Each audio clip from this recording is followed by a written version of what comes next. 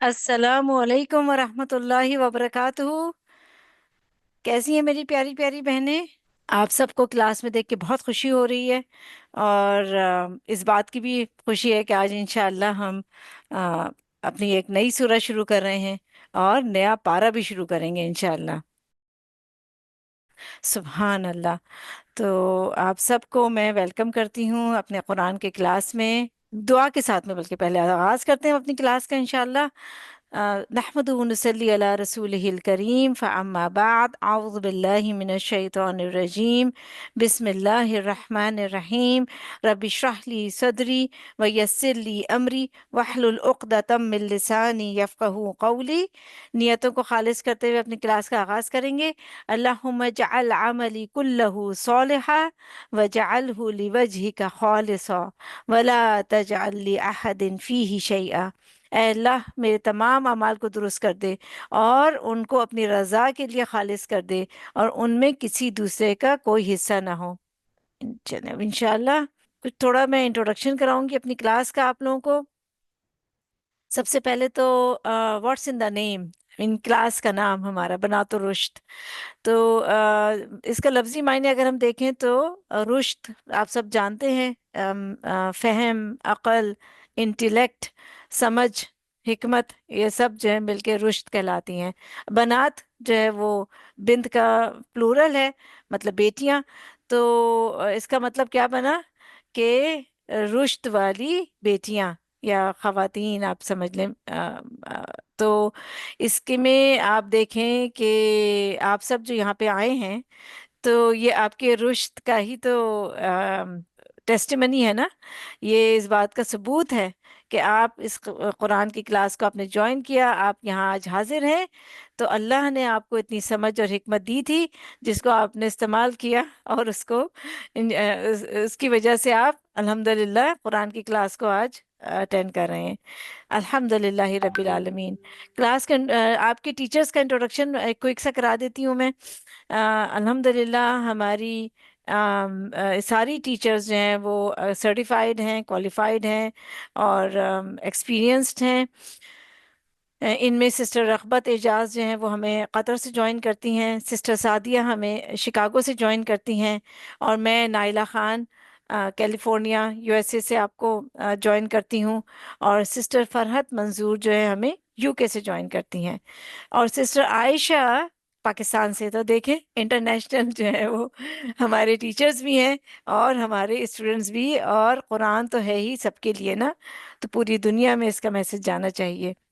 अच्छा, अब हम आपको क्विकली क्लास का पैटर्न बता देते हैं कि हम किस तरह से क्लास कंडक्ट करते हैं। शुरू में हम एक मुख्तसर सा स्पिरिचुअल ब्रीदर या तरबिया सेशन करते हैं। उसके बाद जो है रिसाइटेशन होती है जो करंट लेसन की, जो हमने उस दिन करना होता है, और फिर तफसीर होती है उन आयात की। और आजकल हम अरबिक ग्रामर सीख रहे हैं सिस्टर आयशा से। डिफरेंट औकात में हम डिफरेंट चीज़ें कर रहे होते हैं, बीच बीच में छोटी छोटी चीज़ें। तो एक यानी पहले हमने तजवीद अल्हम्दुलिल्लाह करवाई। सिस्टर सादिया ने हमें तजवीद सिखाई और उसके यानी जो सारे उसके रूल्स एंड सारी चीज़ें। और आजकल हम अरबिक ग्रामर कर रहे हैं। तो ये है हमारी क्लास का पैटर्न। इंशाल्लाह हम आगे बढ़ेंगे अपने सेकंड फर्स्ट सेशन जो है हमारा तरबियत सेशन का है सिस्टर सादिया के साथ। Over to you Sadia.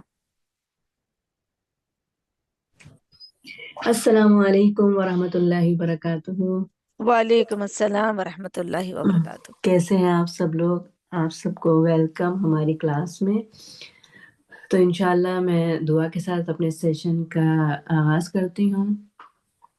नहमदुहु व नुसल्ली अला रसूलिहिल करीम अम्मा बाद फ़अऊज़ु बिल्लाहि मिनश शैतानिर रजीम बिस्मिल्लाहिर रहमानिर रहीम रब्बि इश्रह ली सदरी व यस्सिर ली अमरी वहलुल उक़दतम मिन लिसानी यफ़क़हू क़ौली रब्बी ज़िदनी इल्मा अल्लाहुम्मा फ़क़िहना फ़िद्दीन आमीन या रब्बल आलमीन। तो आज हम अपने तरबिया सेशन में मैंने जो टॉपिक आप लोगों के लिए चूज किया है वो है ज़ुल्क़ादा। तो अल्हम्दुलिल्लाह हम सब जानते हैं कि अल्लाह ताला ने جو ہے سال کے 12 مہینے بنائے ہیں، اور جس کا ذکر خود قرآن پاک میں اللہ تعالیٰ نے کیا، سورہ توبہ آیہ نمبر 36، ان عدت الشہور عند اللہ 12 شہرا فی کتاب اللہ یوم خلق السماوات والارض، یعنی کہ جس دن سے زمین اور آسمان کو اللہ تعالیٰ نے بنایا اسی دن سے سال اور مہینے لکھ دیے گئے۔ اور پھر اسی ہی آیت میں آگے ہے منہا اربعۃ حرم، اس میں سے 4 حرمت والے مہینے ہیں۔ تو وہ 4 حرمت والے مہینے کون سے ہیں؟ ہم سب جانتے ہیں الحمدللہ کہ وہ 4 حرمت والے مہینے ذوالقعدہ، ذی الحجہ، محرم اور رجب، یہ 4 حرمت والے مہینے ہیں۔ اور اس کا ذکر جو ہے قرآن میں بھی آتا ہے، اور رسول اللہ صلی اللہ علیہ وسلم نے اپنے آخری خطبہ حجۃ الوداع کے خطبے کے موقع پر اس کو اور مزید واضح کیا تھا۔ ان کی رسول اللہ صلی اللہ علیہ وسلم کی ایک حدیث آتی ہے کہ رسول اللہ صلی اللہ علیہ وسلم نے حجۃ الوداع کے موقع پر فرمایا کہ زمانہ پلٹ کر پھر ویسا ہی ہو گیا جس دن اللہ تعالیٰ نے زمین اور آسمان کو پیدا کیا، سال میں 12 مہینے ہیں جس میں سے 4 حرمت والے مہینے ہیں، اور مینشن کیا آپ صلی اللہ علیہ وسلم نے یہ 4 مہینوں کے نام ذوالقعدہ، ذی الحجہ، محرم اینڈ رجب۔ تو یہ 3 مہینے لگاتار ہیں، ذوالقعدہ، ذی الحجہ، محرم اور رجب ایک الگ آتا ہے۔ تو مگر ہم جو ہے ہم نے دیکھا ہے کہ ہم محرم کو، رجب کو، ذی الحجہ کو تو بہت اہمیت دے دیتے ہیں، مگر فار سم ریزن ذوالقعدہ جو ہے نگلیکٹ کر دیا جاتا ہے، اور اس مہینے کی اہمیت اور فضیلت کو ہم اگنور کر دیتے ہیں۔ اگنور میں ان دس سینس کہ جب ہم کو کسی چیز کے بارے میں علم نہیں ہوتا تو ہم اپنی جہالت کی بنا پر اس کو اگنور کر دیتے ہیں۔ ہمارا مقصد کچھ اگنور کرنا نہیں ہوتا چیز کو، مگر ہم جب اس کو جانتے ہی نہیں ہیں تو ہم ڈیفینیٹلی پھر اس کو اگنور کر دیتے ہیں، اور ہم اس کی نہ اہمیت سمجھ سکتے ہیں نہ اس کی فضیلت سمجھ سکتے ہیں، اور جب ہم اس کو جانیں گے ہی نہیں، سمجھیں گے ہی نہیں، تو ہم اس سے فائدہ کیسے اٹھائیں گے؟ تو انشاءاللہ آج ہم اس کے اوپر بات کرتی ہوں میں انشاءاللہ تھوڑا بہت، کہ ذوالقعدہ کو ذوالقعدہ کیوں کہا جاتا ہے۔ قعدہ ہم سب سمجھتے ہیں کہ بیٹھنے کو کہتے ہیں، تو جب اس مہینے یعنی کہ بیٹھنے کا حکم دیا گیا، یعنی کہ جنگ سے رکنے کا، اور حرمت والا مہینہ، حرمت کیا ہے؟ حرمت یہی ہے کہ آپ اللہ تعالیٰ نے حرام کر دیا کہ جنگ و جدال یا لڑائی جھگڑا یا ایک دوسرے پر ظلم زیادتی ان مہینوں میں حرام ہے۔ تو اور پھر دوسری اس کی اہمیت اس لیے بھی ہے کہ ایک تو یہ کہ حرمت والے مہینوں میں سے ہے، اور دوسرا ہمیں ایک جگہ اور پتہ چلتا ہے کہ جو ہے یہ حج کے مہینوں میں سے ہیں۔ قرآن میں ہی الحج اشہر معلومات کے حج کے مہینے معلوم ہیں، اور حج کے مہینے کون سے ہیں یہ بھی الحمدللہ ہم سب جانتے ہیں کہ حج کے مہینے ہیں شوال، ذوالقعدہ اور ذی الحجہ۔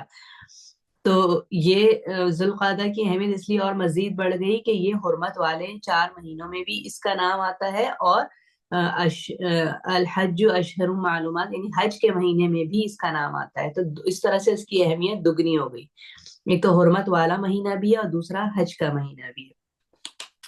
تو اب حرمت والے مہینے سے کیا مراد ہے؟ یعنی کہ یہ تو آپ جیسے حرام، اللہ تعالیٰ نے کوئی چیز حرام کر دی، حلال اور حرام کا فرق ہم سب سمجھتے ہیں، تو حرام کر دیا کیا اللہ نے حرام کر دیا؟ یعنی کہ لڑائی جھگڑا، ظلم زیادتی۔ تو جو ہے اب اس کا مطلب یہ نہیں ہے کہ عام باقی 12 مہینوں میں یہ سب جائز ہے اور صرف اس مہینے میں حرام ہے، نہیں، کچھ چیزیں کچھ خاص وقتوں میں حرام کر دی جاتی ہے جن سے اس وقت رک جانا ضروری ہے، جیسا کہ عام دنوں میں کھانا پینا حلال ہے، جائز ہے، لیکن رمضان میں جب اللہ تعالیٰ نے خاص وقت کے پر ہم کو کہہ دیا کہ اس ٹائم پہ نہیں کھاؤ، تو وہ ہمارے لیے وہ چیز اس وقت کے لیے حرام ہو گئی۔ اسی طریقے سے جب ہم حج پر جاتے ہیں احرام کی حالت میں بہت ساری چیزیں جو ہے مطلب اپنی بیوی، اپنا شکار کرنا یا یہ دوسری چیزیں آپ حرم کے اندر وہ چیزوں کو نہیں کر سکتے۔ اسی طریقے سے اس مہینے میں ذوالقعدہ، ذوالحجہ اور رجب میں ہم پر بہت ساری چیزوں سے مطلب یہ جنگ و جدال اور حرام ہو جاتا ہے۔ اور پھر اگر ہم دیکھیں کہ اسی آیت میں یہ جو آیت سورہ توبہ کی آیت نمبر 36 میں نے بھی ذکر کیا کہ جس سے ہمیں پتہ چلتا ہے کہ مہینوں کی تعداد 12 ہے، اور اس میں سے 4 جو ہیں منہا اربعۃ حرم، ان میں سے 4 حرام ہیں۔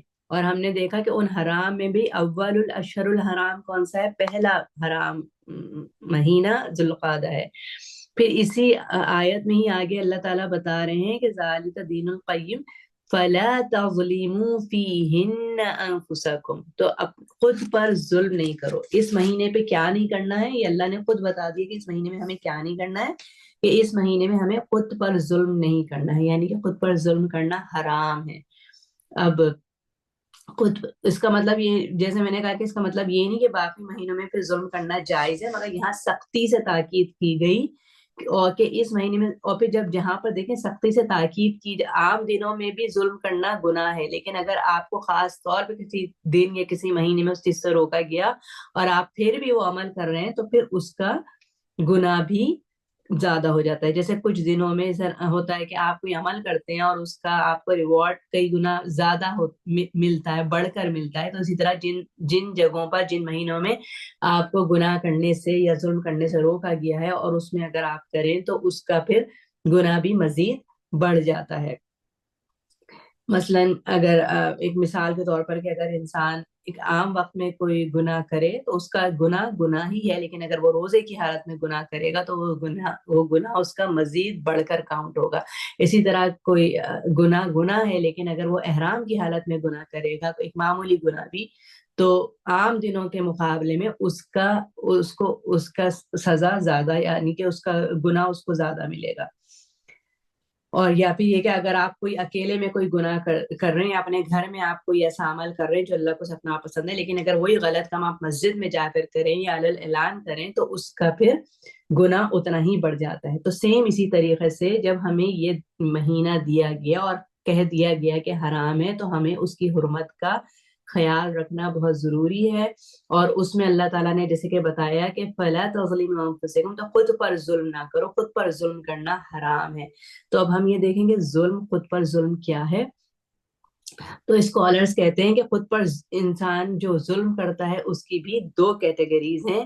ایک کہ ایک تو اپنی جان پر ظلم، خود پر ہی ظلم ہے، یعنی کہ خود پر انسان دو طریقے سے ظلم کرتا ہے، کہ ایک تو اپنی فرائض سے کوتاہی کر کے، یعنی کہ اپنی جان پر وہ ظلم ہے۔ یہ اپنی فرائض سے کوتاہی کس طریقے سے، کہ اپنے فرائض اور واجبات کو چھوڑ دینا، نماز، روزہ، زکوٰۃ، یا اپنی جو بھی ڈیوٹیز اللہ تعالیٰ نے ہر انسان کو ایک مختلف اس میں پیدا کیا ہے کہ اس کے اوپر بہت ساری چیزیں فرائض میں شامل ہو جاتی ہیں، اپنے گھر والوں کی دیکھ بھال، بچوں کی دیکھ بھال۔ اگر وہ اپنی ڈیوٹیز کو چھوڑ دیتا ہے، اس کو ادا نہیں کرتا، تو یہ بھی اس کا خود پر ظلم ہے۔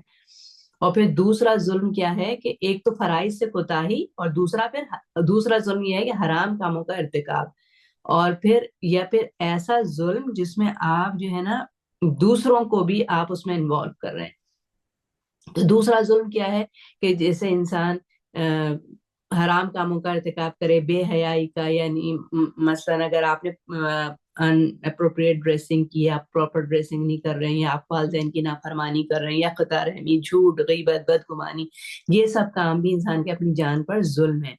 پہلی قسم کا جو ظلم ہے، یعنی فرائض کی کوتاہی، اس میں انسان صرف خود کو افیکٹ کرتا ہے۔ مثلا اگر میں نے نماز نہیں پڑھی تو میرا اور میرے اللہ کا معاملہ ہے، اور ڈیفینیٹلی اس کا جو کانسیکوینسز ہوں گے وہ مجھے بھگتنا پڑیں گے۔ لیکن جو دوسری قسم ہے حرام کاموں کا ارتکاب، اس میں ہم اپنے ساتھ دوسروں کو بھی شامل کر لیتے ہیں۔ مثلا اگر ہم نے والدین کا حق ادا نہیں کیا، یا ان کے ساتھ بدتمیزی کیا، ان کی نافرمانی کی، تو اس میں ہمارے ساتھ ساتھ ہمارے والدین بھی، ہم نے ان کو شامل کر لیا، کہ اب اگر ہماری کسی بات سے ان کا کیا ری ایکشن ہوتا ہے وہ بھی اس میں شامل ہو گئے۔ پھر اس کے بعد اگر ہم نے کوئی ان اپروپریٹ ڈریسنگ کی ہے تو دوسروں کو ہم اپنی طرف اٹریکٹ کر کے ان کو بھی برائی کی طرف مائل کر رہے ہیں۔ اگر ہم قطع رحمی کرتے ہیں تو خود کو بھی گناہ میں ڈال رہے ہیں اور دوسرے انسان کو بھی اس کا حق نہیں دے رہے۔ اسی طرح دوسری چیزیں ہیں، جھوٹ ہے، غیبت ہے، بدگمانی ہے، یہ صرف کہنے کو معمولی باتیں ہیں، مگر یہ سب چیزیں اللہ نے حرام کی ہیں۔ تو ان سب چیزوں سے خود کو روکنا ہے۔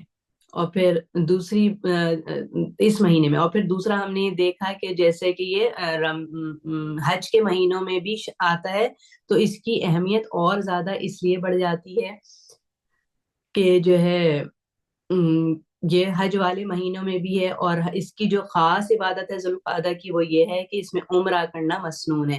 نبی کریم صلی اللہ علیہ وسلم نے 4 عمرے کیے اور چاروں ذوالقعدہ میں کیے۔ تو اب تو آج کل تو ہمارے لیے پاسبل نہیں ہے کیونکہ حج کی فلائٹ شروع ہو جاتی ہیں، اور جو ہے جو حج کے علاوہ تو کسی کو پرمیشن بھی نہیں ہے وہاں پر جانے کی، تو ہم تو یہ نہیں کر سکتے۔ مگر جو لوگ اس مہینے حج کے لیے پہنچ جاتے ہیں اور عمرہ کر لیتے ہیں اور اس سے فائدہ اٹھا لیتے ہیں، مگر بعض دفعہ ان کو اس کا اندازہ بھی نہیں ہوتا کہ اس مہینے میں عمرے کا ثواب کتنا ہے، کیونکہ جب علم ہی نہیں تو جب علم نہیں ہے تو پھر نعمت کی قدر بھی نہیں ہے بیسکلی۔ اور کچھ علماء کے نزدیک تو ذوالقعدہ میں عمرہ کرنا سب مہینوں سے افضل ہے سوائے رمضان کے، لیکن سلف صالحین جو تھے ہمارے اسکالرز، ان میں اس بات میں اختلاف تھا۔ کچھ کا کہنا تھا کہ ذوالقعدہ میں عمرے کی فضیلت زیادہ ہے، اور کچھ کا خیال تھا کہ نہیں، رمضان میں عمرے کی فضیلت زیادہ ہے۔ لیکن ان کے درمیان ایک تردد تھا، اور وہ اللہ سے دعا کرتے تھے استخارہ کر کے کہ اے اللہ، اگر جو بھی ہمارے نزدیک افضل ہے ہمیں اس کی رہنمائی کرے۔ تو ہم کو اس کے ڈفرینٹ اوپینین ملتے ہیں سلف صالحین میں کہ عمرے کی فضیلت کس مہینے میں زیادہ ہے۔ بس ہمیں اللہ سے دعا کرنی چاہیے کہ جس بھی مہینے میں زیادہ ہے اللہ تعالیٰ ہمیں توفیق دے اور اس مہینے میں ہمیں عمرہ کروائے۔ تو بیسکلی یہ جیسے ہمیں رمضان سے پہلے شعبان ملتا ہے تیاری کرنے کے لیے، ویسے ہی ہمیں ذوالحجہ سے پہلے ذوالقعدہ دیا گیا تاکہ ہم تیاری کریں، کیونکہ ذوالحجہ ایک حج کا مہینہ ہے، اس کے پہلے 10 دن اس کی اپنی فضیلت ہے، اس میں یوم عرفہ ہے، اس کی ڈیٹیل انشاءاللہ ہم پھر بعد میں کبھی دیکھیں گے۔ لیکن ہمیں جو وہ 10 دن دیے گئے ہیں جو کہ بہترین 10 دن ہیں، ان کی تیاری کے لیے کچھ اسکالرس کہتے ہیں ان کی، جیسے ہمیں رمضان سے پہلے شعبان دیا جاتا ہے تیاری کے لیے، اپنے آپ کو پریپریشن کے لیے، تو اسی طریقے سے ہمیں ذوالحجہ سے پہلے ذوالقعدہ دیا جاتا ہے تیاری کرنے کے لیے۔ تو الحمدللہ اب ہم نے یہ دیکھ لیا کہ ہمیں جو ہے کیا کیا چیزوں سے اب اس مہینے میں، حرمت والے مہینے میں، ہمیں اس سے کس طریقے سے فائدہ اٹھانا ہے اور کیا کرنا ہے اور کن چیزوں سے خود کو روکنا ہے۔ تو اللہ تعالیٰ سے ہم دعا کرتے ہیں کہ اس مہینے اللہ تعالیٰ ہم کو اس مہینے کی قدر کرنے والا بنائے، اور اس سے ہمیں بھرپور فائدہ ہم اٹھا سکیں، خود کو اپنے رب سے قریب کرنے کی کوشش کریں، اپنے نفس کو پاک کریں، اس مہینے کی حرمت کا خیال رکھیں، اور کانشیسلی حرام چیزوں سے، حرام باتوں سے خود کو بچا کے رکھیں، کیونکہ گناہ اور نافرمانی کا کام تو ویسے ہی غلط ہے، لیکن اگر ہم خود کو روکیں اور سوچیں، کانشیسلی ہم سوچیں کہ ہم کون سی ایسی حرام کام ہے جن کو ہم بعض دفعہ سم ٹائم ہم کچھ کر بھی رہے ہوتے ہیں اور اتنا کامنلی کر رہے ہوتے ہیں کہ ہم کو اس کا پتہ بھی نہیں ہوتا کہ شاید یہ چیز حرام ہے، یہ چیز غلط ہے۔ تو اب کانشیسلی اپنے آپ کو روکیں، سوچیں، اور جو ہے کہ ہم اس حرمت والے مہینے میں ہیں، ہم کو اللہ تعالیٰ نے جو اس کی حرمت قائم کی ہے، ہم کو اس پر پورا اترنا ہے، اور اللہ تعالیٰ ہم کو اس مہینے کی فضیلت کو اگنور نہ کرنے والوں میں سے بنے، بلکہ اس سے فائدہ اٹھانے والوں میں سے بنے۔ تو بس انشاءاللہ اب ہم چلتے ہیں اپنی آج کی ریسائٹیشن کی طرف۔ انشاءاللہ آج ہم اپنی نیا سورہ شروع کر رہے ہیں، سورۃ ہود۔ آپ سب بھی ایکسائٹیڈ ہوں گے اس کے لیے، تو انشاءاللہ ہم اپنی ریسائٹیشن کی طرف چلتے ہیں۔ جزاک اللہ خیر۔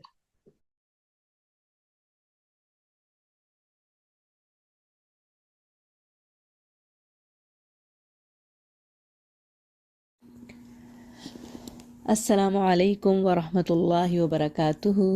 آج کے لیسن میں ہماری آیات ہیں سورۃ ہود، آیا نمبر 1 to 11۔ اعوذ باللہ من الشیطان الرجیم،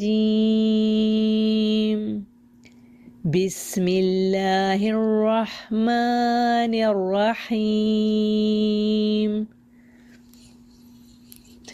الف لام را، کتاب احکمت آیاتہ ثم فصلت من لدن حکیم خبیر، الا تعبدوا الا اللہ اننی لکم منہ نذیر وبشیر۔ وأن استغفروا ربكم ثم توبوا إليه يمتعكم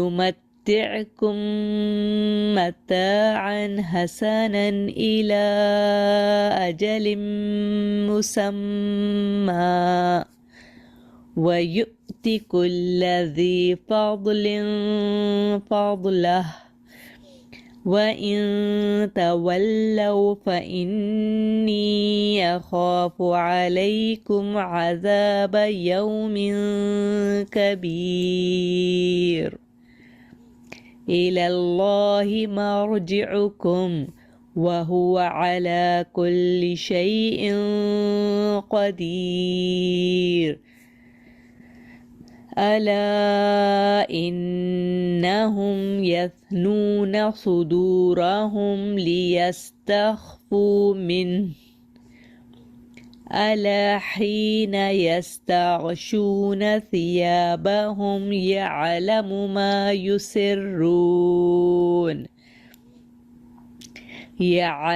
ما يسرون وما يعلنون إنه عليم بذات الصدور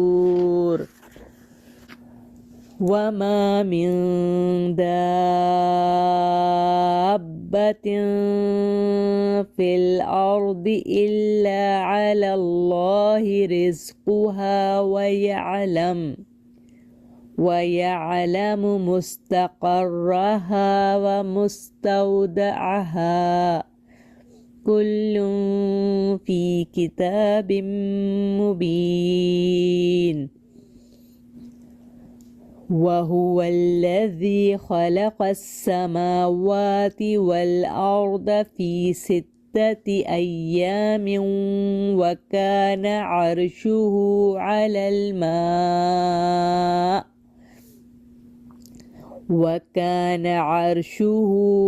الماء ليبلوكم أيكم أحسن عملا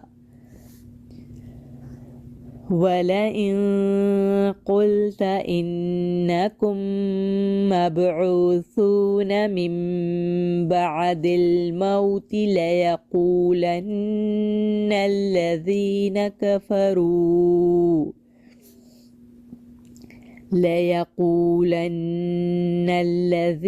كفروا إن هذا إلا سحر مبين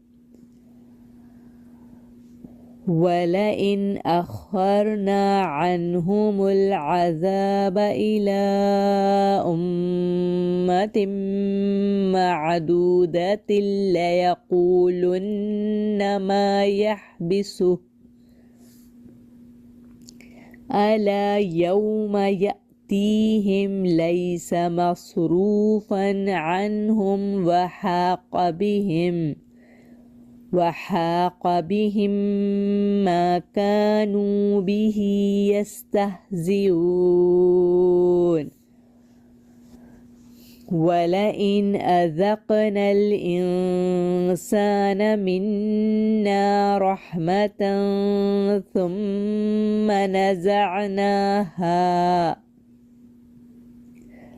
ثم نزعناها منه إنه ليئوس كفور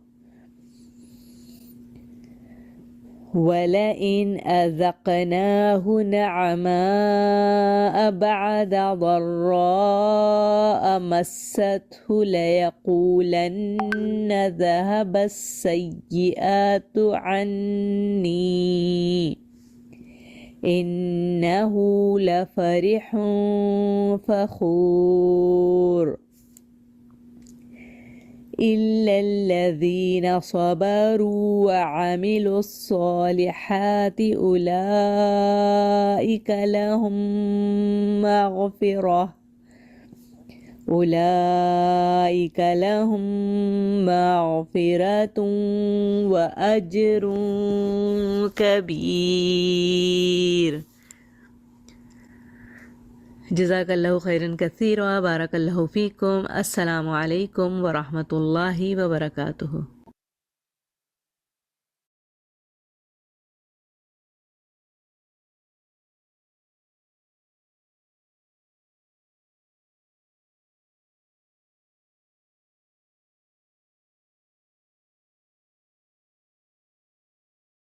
وعلیکم السلام ورحمۃ اللہ وبرکاتہ. جزاک اللہ خیر سسٹر سعدیہ، آپ نے ہمیں ذی القعدہ کے مہینے کے بارے میں ہمیں کچھ اویئرنیس دی، ہمیں کچھ باتوں سے یعنی ان کی طرف ہماری توجہ دلائی، اور یہ بہت اچھا ریمائنڈر تھا ہم سب کے لیے، کیونکہ اب ہم یعنی ٹورڈز دی اینڈ آخری ویک ہے ذی القعدہ کا.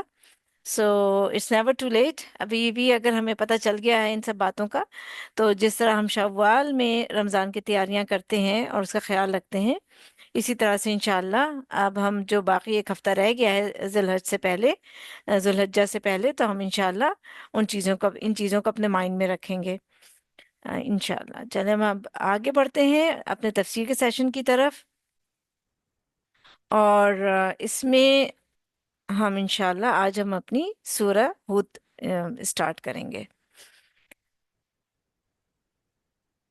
تمام قسم کی حمد اللہ کے لیے ہے جو واحد الہ ہے. میں اللہ کی حمد کرتی ہوں جو عبادت کا اکیلا ہی حقدار ہے، اور میں اللہ کی حمد کرتی ہوں، اور حمد ان اعمال میں سے ہے جس سے ہم یہ امید رکھ سکتے ہیں کہ اللہ کے ساتھ ادب ہمیں بلند مقام پر پہنچا دے گا. اللہ تعالیٰ اس کتاب کو ہمارے لیے ہدایت، ہمت اور برکت کے حصول کا ذریعہ بنائے. اللہ تعالیٰ ہمیں ایسا ایمان عطا کرے جس میں کبھی کوئی کمی نہ آئے، جو ہمیشہ بڑھتا ہی جائے. ہمیں ایسی نعمتیں عطا کریں جو کبھی ختم نہ ہوں، اور ہمیں جنت کے بلند ترین حصوں میں نبی صلی اللہ علیہ وسلم کی رفاقت نصیب فرمائے. آمین.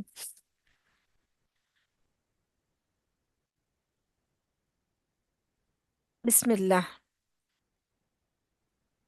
سورہ ہود کا ہم دیکھ لیتے ہیں کہ اس کا تھوڑا سا انٹروڈکشن، کہ اس میں 123 123 آیات ہے. ہجرت سے کچھ عرصے پہلے مکہ میں نازل ہوئی. سورہ یونس کے بعد سورہ یونس کے بعد یہ نازل ہوئی، اور سورہ یونس سے صورتوں کا ایک دوسرا گروپ شروع ہوا ہے جو سورہ نور پہ ختم ہوگا. یعنی فاتحہ سے سورہ توبہ تک ایک گروپ تھا صورتوں کا، اور اب سورہ یونس سے جو ہے وہ نور تک ایک اندر گروپ ہے صورتوں کا. تو سورہ نور جو ہے اس گروپ میں مدنی سورہ ہے، اور باقی جو ہیں وہ مکی ہیں. سورہ ہود اس وقت نازل ہوئی جب حق اور باطل میں کشمکش اور اسٹرگل اپنی پیک پر تھی اور زور پکڑ گئی تھی. نبی صلی اللہ علیہ وسلم کو اس سورہ کے ذریعے تسلی بھی دی گئی. ایک روایت میں آتا ہے کہ آپ صلی اللہ علیہ وسلم کی داڑھی مبارک کے کچھ بال سفید نظر آئے، تو حضرت ابو بکر رضی اللہ عنہما انہوں نے کچھ رنج و غم کا اظہار کیا کہ آپ بوڑھے ہوتے جا رہے ہیں. تو آپ صلی اللہ علیہ وسلم نے فرمایا، مجھے سورہ ہود اور اس جیسی صورتوں نے بوڑھا کر دیا ہے. یعنی ان میں اتنے پاورفل اور انٹینس ٹاپکس ہیں کہ انہوں نے مجھے فکر میں ڈال دیا ہے کہ اگر میری قوم ایمان نہ لائی تو ان کا انجام کیا ہوگا. اور جب ہم یہ سورہ پڑھیں گے تو دیکھیں گے کہ واقعی اس میں ایسے میسیجز ہیں کہ انسان پڑھ کر کانپ اٹھتا ہے کہ جو لوگ ایمان نہیں لاتے پھر ان کا ہوگا کیا. آیہ نمبر 1، اللہم اہد قلبی وسدد لسانی واسلل سخیمۃ قلبی. بسم اللہ. الف لام را، یہ حروف مقطعات ہیں. ان کے بارے میں ہم ڈیٹیل میں پہلے بھی دیکھ چکے ہیں. کتاب احکمت آیاتہ ثم فصلت من لدن حکیم من خبیر. کتاب احکمت آیاتہ ثم فصلت من لدن حکیم خبیر. किताब है पुख्ता की गई आयात इसकी, फिर खोल खोल कर बयान की गई उस हस्ती की तरफ से जो हिकमत वाली और बाखबर है। Alif Lam Ra. This is a book whose verses are well perfected and then fully explained. It is from the one who is all wise, all aware. यहाँ किताब की क्वालिटीज बयान की जा रही हैं कि कुरान ऐसी किताब है जिसकी आयत अपने अल्फाज, वर्ड्स के एतबार से और इबारत के एतबार से बहुत मजबूत और मुहकम, परफेक्टेड हैं, और मायना के एतबार से इनमें डिटेल है। यानी एट द सेम टाइम दोनों चीजें पाई जाती हैं, यानी कम से कम अल्फाज में बड़े से बड़ा मायना पाया जाता है, और अल्फाज भी बहुत परफेक्टली यूज किए गए हैं। जो वर्ड जहां जिस मायने में आना चाहिए था उसी तरह उसे यूज किया गया है। आम तौर से आप देखिए कि जो चीज फैली हुई, स्प्रेड आउट होती है, उसमें मजबूती नहीं होती, जैसे बेलें वगैरह। और जो चीज मजबूत और जुड़ी हुई होती है उसके अंदर यूजुअली बहुत वसअत नहीं होती। और यही हाल इंसानी कलाम और स्पीच का है। लेकिन कुरान मजीद का ये एजाज और मिरेकल है कि इसके अल्फाज बेहतरीन हैं और इन अल्फाज के साथ उस तफसीली यानी डिटेल्ड मायने बयान किए गए हैं। अब ये बात भी कि कुरान में कोई बात मुबहम नहीं। ये किताब उस रब की तरफ से है जो हिकमत वाला है, अपने अक़वाल में, अपनी बातों में, अहकामात में, अपने कामों में, और इसी तरह लोगों के उमूर और मामलात, उनके ज़ाहिर व बातिन से वो पूरी तरह बाखबर है। तो इस किताब का मैसेज क्या है, देखते हैं। अल्लाह ताबुदू इल्लल्लाह, कि ना तुम इबादत करो मगर अल्लाह की। Tell them, O Prophet sallallahu alaihi wasallam, worship none but Allah. क्यों? क्योंकि अल्लाह ने हमें अपनी इबादत के लिए पैदा किया है। ये किताब इसी बात की याद दहानी और रिमाइंडर के लिए है कि ए लोगो, सिर्फ अल्लाह की इबादत करो।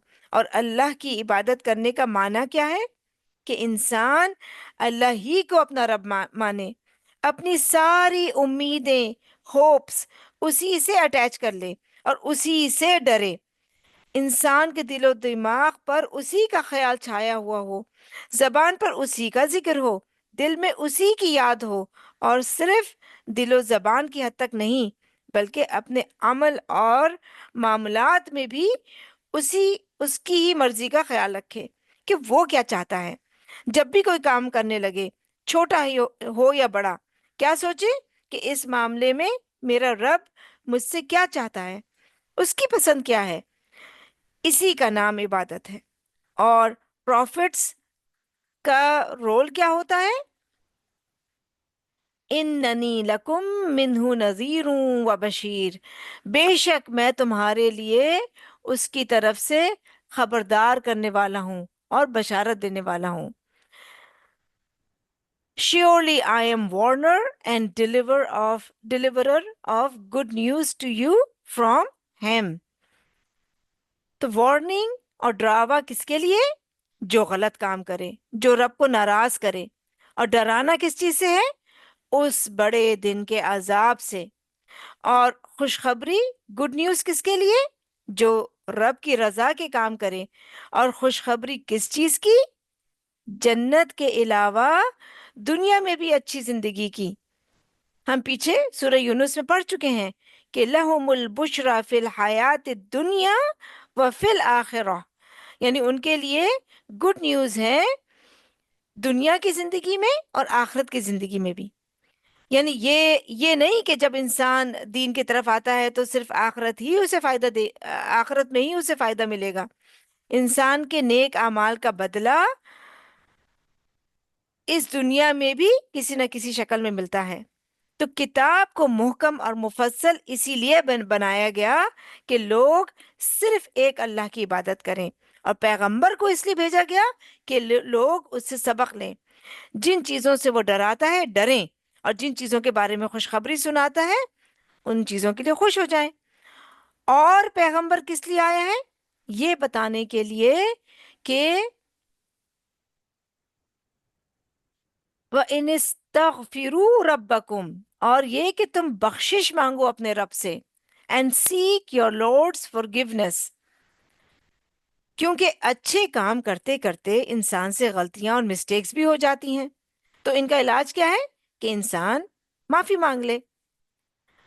ثُمَّ تُوبُوا إِلَيْهِ، پھر توبہ کرو اس کی طرف، and turn to him in repentance، اس کی طرف پلٹو، یعنی اگر غلطی ہو جائے تو غلطی کرتے نہ چلے جاؤ بلکہ واپس آ جاؤ۔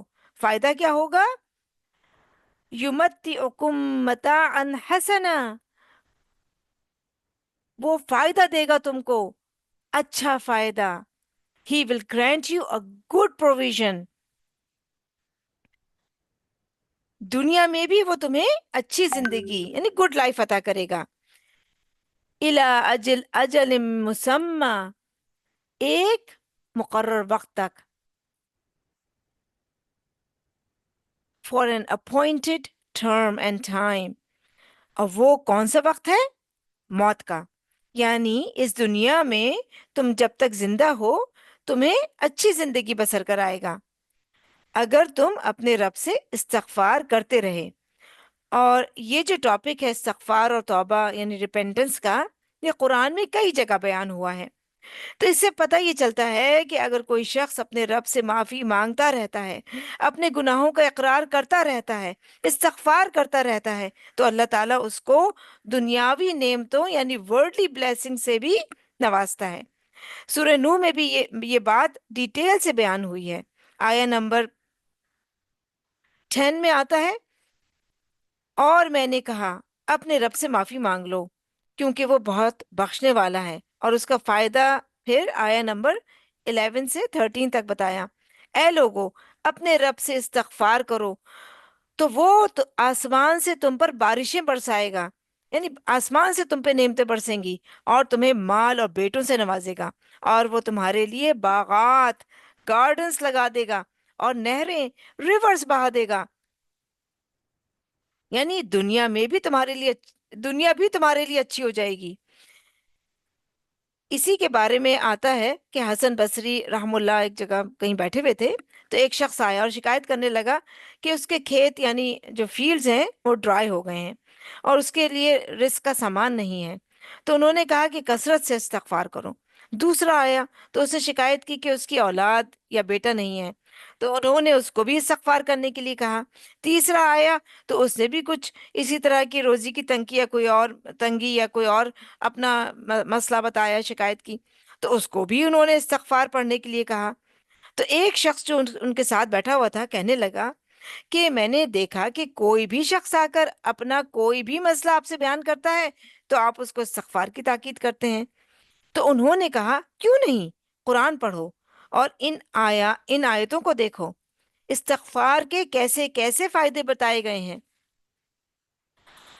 اور یہ ایک فیکٹ ہے کہ اپنی غلطی کا اقرار یعنی کنفیشن کرنا جتنا مشکل ہے اتنے ہی اس کے زیادہ اور بڑے فائدے بھی ہیں، کیونکہ استغفار کا مطلب کیا ہے کہ انسان سب سے پہلے تو یہ ریئلائز کرے، مانے کہ اس نے غلطی کی ہے، گناہ کیا ہے، اور پھر وہ اس بات کا طلبگار ہو، چاہتا ہو کہ اسے ان گناہوں کو دھونا ہے، وہ اس کی ضرورت محسوس کرے، اور پھر وہ اپنے رب کی طرف رجوع کرے، اس سے معافی مانگے، اور پھر ایسے کام کرے کہ جس سے اس کا رب خوش اور راضی ہو جائے۔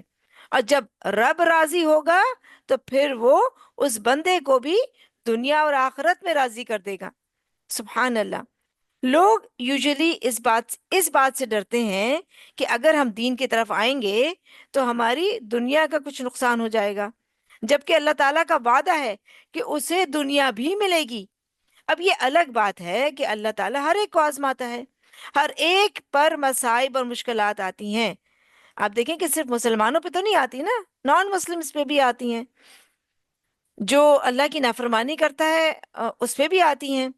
تو ہر شخص جو دنیا میں آیا ہے کسی نہ کسی طرح آزمایا جاتا ہے، یہی دنیا کی زندگی ہے۔ تو ضرورت اس بات کی ہے کہ اس امتحان اور ٹیسٹ کو آسان طریقے سے پاس کیا جائے، اور وہ کیا ہے کہ انسان اللہ کی رضامندی کے کام کر کے اس کو خوش کرے۔ اور ہر پروفٹ نے اپنی قوم کو یہی میسج دیا، وحدانیت اور خالص استغفار کرنا۔ پھر آگے دیکھتے ہیں، فرمایا وَيُؤْتِ كُلَّ ذِي فَضْلٍ فَضْلَهُ، اور وہ دے گا ہر صاحب فضل کو اپنا فضل، and he will graciously reward the doers of good۔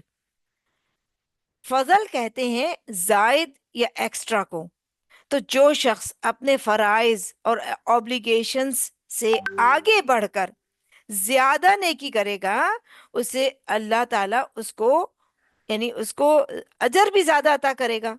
اب یہ انسان کے اوپر ہے کہ وہ کتنا زیادہ اجر کمانا چاہتا ہے۔ وَإِن تَوَلَّوْا فَإِنِّي أَخَافُ عَلَيْكُمْ عَذَابَ يَوْمٍ كَبِيرٍ، اور اگر تم منہ پھیرو گے تو بے شک میں ڈرتا ہوں تمہارے بارے میں عذاب سے، اس بڑے دن کے۔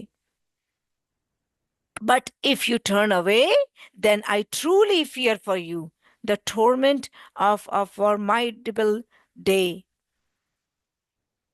یعنی اگر تم توبہ استغفار نہیں کرتے، نیکی کے کاموں کا شوق نہیں رکھتے، تو پھر سزا کے لیے تیار ہو جاؤ۔ کون سی سزا؟ اس بڑے دن کی سزا۔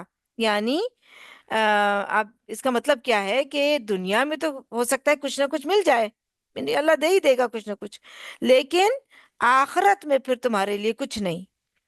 اور کیوں؟ اس کو اس طرح سمجھیں کہ جیسے اگر کسی کے سامنے کھانا رکھا جائے اور وہ نہ کھائے تو وہ اپنا ہی نقصان کرتا ہے، اسی طرح کسی کے سامنے روحانی رزق رکھا جائے، جیسے دیکھیں کہ میں آپ کے سامنے روحانی رزق رکھ رہی ہوں، تو جو چاہے وہ اسے قبول کرے اور جو نہ چاہے وہ نہ کھائے۔ تو پیغمبر بھی آ کر دعوت کرتے ہیں، یہ جو دعویٰ کا ورڈ ہے وہ دعوت سے ہی ہے۔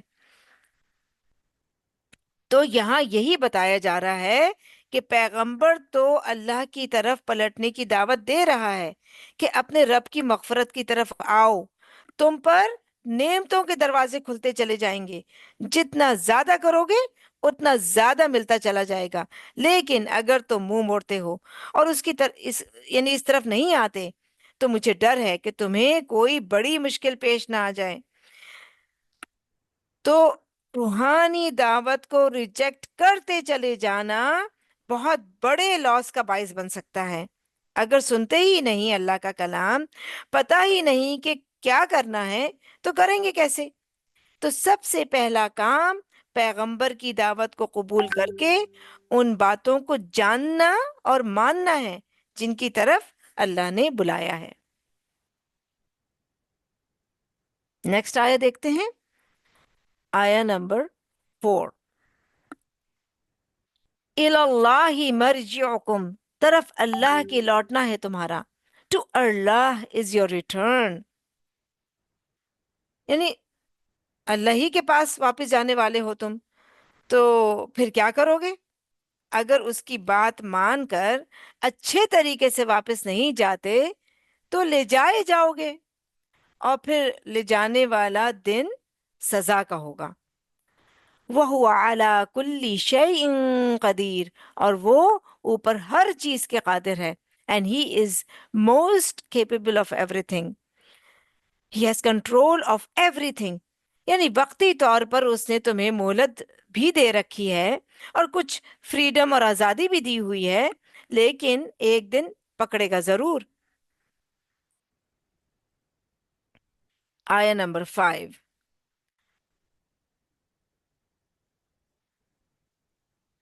الا انہم یثنون صدورہم، خبردار بے شک وہ موڑتے ہیں اپنے سینے۔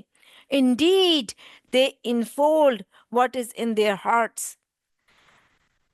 سنا یسنا ہوتا ہے لپیٹنا، دوہرا کرنا، یعنی سینے کو دوہرا کرنا، یہ جو جھکنے کے لیے جیسے انسان کرتا ہے، تو یہ چھپنے کے لیے کرتے ہیں۔ लियस्तख्फू मिन्ह, ताकि वो छुप सकें आपसे, यानी they try to hide from you.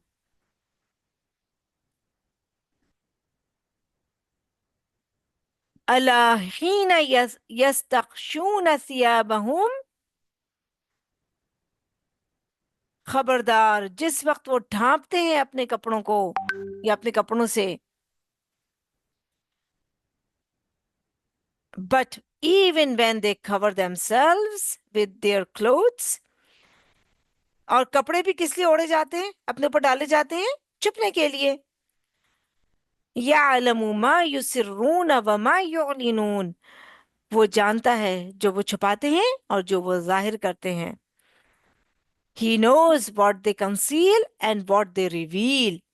यानी अल्लाह जानता है जो वो अपने दिलों में छुपाते हैं और जो वो अपने मुंहों या फेसेस से जाहिर करते हैं, प्रिटेंड करते हैं. इन्नहु अलीमुम बिज़ात सुदूर, बेशक वो जानने वाला है भेद सीनों के. Surely he knows best what is hidden in the hearts. यानी जाहिर और अपेरेंट तो क्या, अल्लाह ताला दिलों के भेद भी जानता है.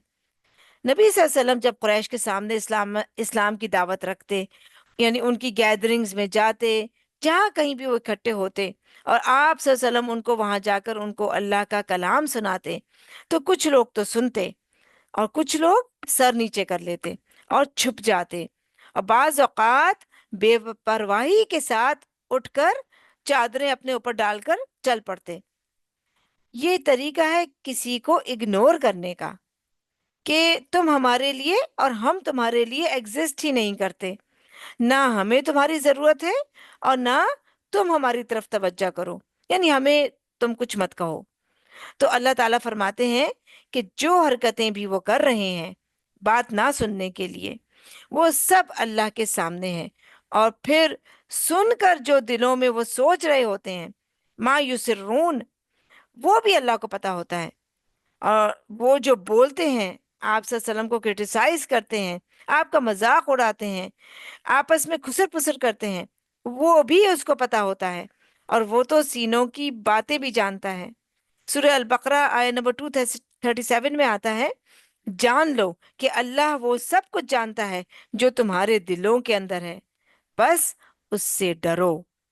तो जो कुछ नफरत, बुग़्ज़, हसद, गिल तुम रखते हो किसी के लिए, सब उसको पता है, और वो खूब जानता है कि कौन किसके लिए, किस लिए और क्या कर रहा है. लिहाजा उससे डरो, क्योंकि वो एक एक चीज का हिसाब रख रहा है. कयामत के दिन क्या होगा? सूरह अल आदियात में आता है, वह हुस्सिल मा फि सुदूर, और सीनों जो सीनों में है वो सब निकाल दिया जाएगा, क्योंकि अल्लाह ताला से तो जरा जर्रा बराबर भी चीज छुपी हुई नहीं. तो फिर क्या होगा? सूरह यूनुस में हम पढ़ चुके हैं इसके बारे में डिटेल से. तो वैसे भी अल्लाह ताला की तरफ बुलाने वाले की बात ना सुनना और उसे इग्नोर करना, उसे फेस ना करना, केयरलेसनेस का मुजाहरा करना, तो ये रवैया दीन की तरफ बुलाने वाले के लिए नहीं होता, बल्कि एक्चुअली अल्लाह के साथ होता है, क्योंकि वो तो अल्लाह की तरफ से सुना रहा है, अपने पास से तो कुछ नहीं सुना रहा, लोगों को अपनी तरफ तो नहीं बुला रहा होता. तो आप देखें कि ये एटीट्यूड एक्चुअली प्रॉफिट की तरफ नहीं, बल्कि प्रॉफिट जिसका मैसेज लाया है, हाँ, रब अल्लाह, उसकी तरफ है ये इनका एटीट्यूड. अस्तगफिरुल्लाह. तो यहाँ पे आप देखें कि सुभान अल्लाह, हमारा 11वां पारा 11 जुज कंप्लीट होता है. अल्हम्दुलिल्लाह रब्बिल आलमीन. आगे हम अपना 12वां जुज जो है 12th जुज शुरू करेंगे. आया नंबर 6. वमा मिन दाब्बतिन फिल अर्दि इल्ला अलल्लाहि रिज़्क़ुहा, और नहीं कोई जानदार जमीन में मगर ये कि अल्लाह के जिम्मे है उसका risk. There is no moving creature on earth whose provision is not guaranteed by Allah. आप देखें कि हमें तो ये भी नहीं पता कि जमीन में कितने किस किस्म के जानदार और मूविंग क्रिएचर्स पाए जाते हैं. इतने डिफरेंट टाइप्स ऑफ इंसेक्ट्स हैं और फिर उड़ने वाले परिंदे और क्रॉल करने वाले जानवर, छोटे और बड़े क्रिएचर्स जो हैं. आप देखें कि अगर हम उनको देखें तो इंसान उनको देखकर हैरान रह जाए. हमें तो उनका काम और नाम भी नहीं पता. ये कहाँ से पता होगा कि वो कहाँ से खाते हैं और कैसे रहते हैं. तो अल्लाह ताला फरमाता है कि कोई जानदार ज़ी रूह, किसी भी तरह की जान रखने वाला जो भी कोई है, उसका रिस्क अल्लाह के जिम्मे है. अल्लाह ने जमीन में जैसे हमारा रिस्क रखा है वैसे ही उनका रिस्क भी रखा है. वयअलमु मुस्तक़र्रहा व मुस्तौदअहा, और वो जानता है ठिकाना उसका और सुपुर्द करने की जगह उसकी. And he knows where it lives and where it is laid to rest. मुस्तकर से मुराद दुनिया में रहने की जगह, जैसे इंसानों का घर होता है और या परिंदों के घोंसले वगैरह होते हैं, नेस्ट्स वगैरह. तो मुस्तकर का होता है जम कर रहने की जगह, और मुस्तौदा अमानत रखना, यानी अमानत रखे जाने की जगह. जैसे कब्र है इंसानों के लिए, या मरने के बाद जहां किसी को दफनाया जाता है, बरी किया जाता है. तो मुस्तकर दुनिया का ठिकाना और मुस्तौदा मरने के बाद का ठिकाना. कुल्लुन फी किताबिम मुबीन, सब का सब एक किताब में है खुली. All is written in a perfect record. आप देखें कि हम आज गूगल पर हर एक की लोकेशन यानी और उनका घर देख सकते हैं. तो ये तो इंसानों का हाल है. अल्लाह ताला को हर लिविंग क्रिएशन का घर मालूम है, और यानी और सब के एड्रेसेस कहाँ हैं? फी किताब मुबीन, खुली किताब में, लौहे महफूज में हर चीज का रिकॉर्ड है, हर एक का मैप है. तो अल्लाह ताला को हर एक की करारगाह यानी लिविंग प्लेस भी पता है, और उसके एंड अप होने की जगह यानी मरने के बाद की जगह भी. सुभान अल्लाह. आया number 7.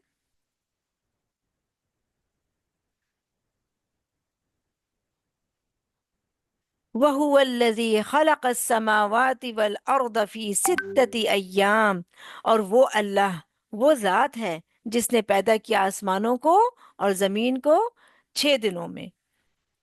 He is the one who created the heavens and the earth in 6 days.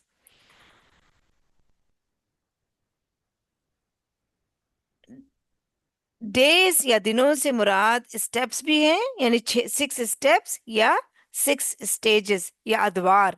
यानी अल्लाह ताला ने 6 स्टेजेस या अदवार में भी बनाया, और इनकी डिटेल हम सूरह यूनुस में पहले देख चुके हैं. वकाना अर्शुहु अलल मा, और था अर्श उसका पानी पर. And his throne was upon the waters. अर्श कहते हैं छत वाली चीज को. तो अल्लाह का अर्श और थ्रोन पानी पर था. वो कौन सा पानी था और किस तरह उसका अर्श था, ये सब अल्लाह को पता है, हमें नहीं मालूम. लेकिन जितना उसने बताया है, वी बिलीव इन इट. तो उसने आसमानों जमीन को क्यों बनाया? लियब्लुवकुम अय्युकुम अहसनु अमला, ताकि वो आजमाए तुमको कौन सा तुम में से ज्यादा अच्छा है अमल के एतबार से. In order to test which of you is best in deeds. ये है तख्लीक और क्रिएशन का मकसद और पर्पस, अच्छे अमल वालों की सिलेक्शन. تو اللہ تعالیٰ نے 7 آسمان بنائے، پھر آپ دیکھیں کہ ان میں کیا کچھ ہے، ان کی وسعت کتنی ہے، ایک ایک گیلیکسی میں کتنے سٹارز ہیں، اور پھر زمین، اور زمین میں یعنی زمین پر پائی جانے والی مخلوقات، اور پھر باقی چیزیں، ان سب چیزوں کو اللہ نے بنایا، اور پھر اس پلانٹ پر انسان کو بھیجا۔ یعنی ان چیزوں کو اللہ تعالیٰ نے انسان کے لیے بنایا، اور انسان کو پھر زمین پر بھیجا، اور اس کو فریڈم آف چوائس دی، یعنی اپنی مرضی کرنے کی، اور پھر اس کو گائیڈ کیا کہ اچھا کیا ہے اور برا کیا ہے، اور یہ اس بات کی رہنمائی کی کہ یعنی اس طرف کہ اچھے کو اچھا جانو، اور اچھے کی چوائس کر کے دکھاؤ، اور اس طرح اس زمین پر پائے جانے والے سارے انسانوں میں اچھے عمل کرنے والوں کی سلیکشن کی جا رہی ہے، تاکہ اللہ تعالیٰ انہیں پھر اپنے ماسٹر پیس جنت میں لے جا کر بسائے۔ تو اللہ تعالیٰ نے زمین، آسمان اور ان کے اندر جو کچھ ہے وہ انسان کے لیے بنایا، تاکہ وہ ان سے فائدہ اٹھائے۔ ان میں سے کچھ اس کی رزق کی چیزیں ہیں، کچھ پہننے کی، اور کچھ یعنی رہنے کی، اور کچھ کسی اور طرح یوز کرنے کے لیے ہیں۔ تو یہ سب کچھ انسانوں کے لیے بنایا، اور انسانوں کو کس کے لیے بنایا؟ اپنے لیے بنایا، کہ یہ میری عبادت کریں۔ سورہ کے شروع میں یہی بتایا گیا کہ اللہ تعبدو الا اللہ، کہ جس نے بنایا ہے اسی کے وفادار بنو، اسی کے آگے جھک جاؤ۔ لیکن بہت سے لوگوں کو یہ بات سمجھ نہیں آتی کہ یہ سب کچھ کیوں بنایا گیا، اور خود انسان کو کیوں بنایا گیا، اور اسے کرنا کیا ہے۔ یعنی اپنی عقل استعمال نہیں کرتے، پیغمبروں کی دی ہوئی رہنمائی کو نہیں دیکھتے کہ اپنی زندگی کے پرپس کو پہچان سکیں، پیدا کرنے والے کو پہچانیں، اور اس کی مرضی کے مطابق رہیں، تاکہ پھر کل ان کی مرضی کے مطابق انہیں بہترین جگہ دی جائے۔ آگے فرمایا وَلَئِن قُلْتَ، اور البتہ اگر تم کہتے ہو، and if you O prophet صلی اللہ علیہ وسلم سے، یعنی اگر تم یہ کہتے ہو، جب یہ کہتے ہو کہ انکم مبعوثون من بعد الموت لَيَقُولَنَّ الَّذِينَ كَفَرُوا إِنْ هَذَا إِلَّا سِحْرٌ مُبِينٌ، اگر تم جب ان سے یہ کہتے ہو کہ بے شک تم اٹھائے جانے والے ہو موت کے بعد، من بعد الموت، البتہ وہ ضرور کہیں گے وہ لوگ جنہوں نے کفر کیا کہ نہیں، یہ مگر کھلا جادو، یعنی یہ مانیں گے نہیں۔ تو جہاں اللہ نے پیدا کیا وہاں اس نے یہ بھی بتایا کہ ایک وقت آئے گا یہ سب کچھ ختم ہو جائے گا، تو باقی سب تو ختم ہو جائے گا، لیکن انسان کو دوبارہ اٹھایا جائے گا اور اس کا حساب لیا جائے گا۔ تو اے پیغمبر، جب تم انہیں یہ بتاتے ہو کہ انہیں موت کے بعد دوبارہ اٹھایا جائے گا، تو وہ اس کو مانتے ہی نہیں، اور کہتے ہیں کہ یہ بات تو وہی مانے گا جس پر آپ نے جادو کر دیا ہو، یا برین واشنگ کر دی ہو، جس کو آپ نے میسمرائز کر دیا ہو، بس وہی آپ کی یہ بات مان سکتا ہے، ورنہ ہماری عقل میں تو یہ بات نہیں آتی کہ مرنے کے بعد بھی کوئی زندگی ہو سکتی ہے، کیونکہ وہ حساب، اکاؤنٹیبلٹی دینا نہیں چاہتے۔ آپ دیکھیں کہ کسی کو بھی کام کرنے کے بعد اس کی رپورٹ دینا سب سے مشکل لگتا ہے، یعنی کام تو انسان پھر بھی کر لیتا ہے، لیکن اس کی رپورٹ دینا، اس کا حساب دینا جو ہے نا، اس سے بھی زیادہ مشکل کام لگتا ہے۔ اور پھر انسانوں کے ساتھ تو ہم کہیں پہ یہ کر سکتے ہیں کہ کچھ حساب دیں، اور کچھ یعنی کچھ کاموں کا تو حساب دیں اور کچھ کا نہ دیں، مگر خالق اور رب کے ساتھ ایسا نہیں کر سکتے۔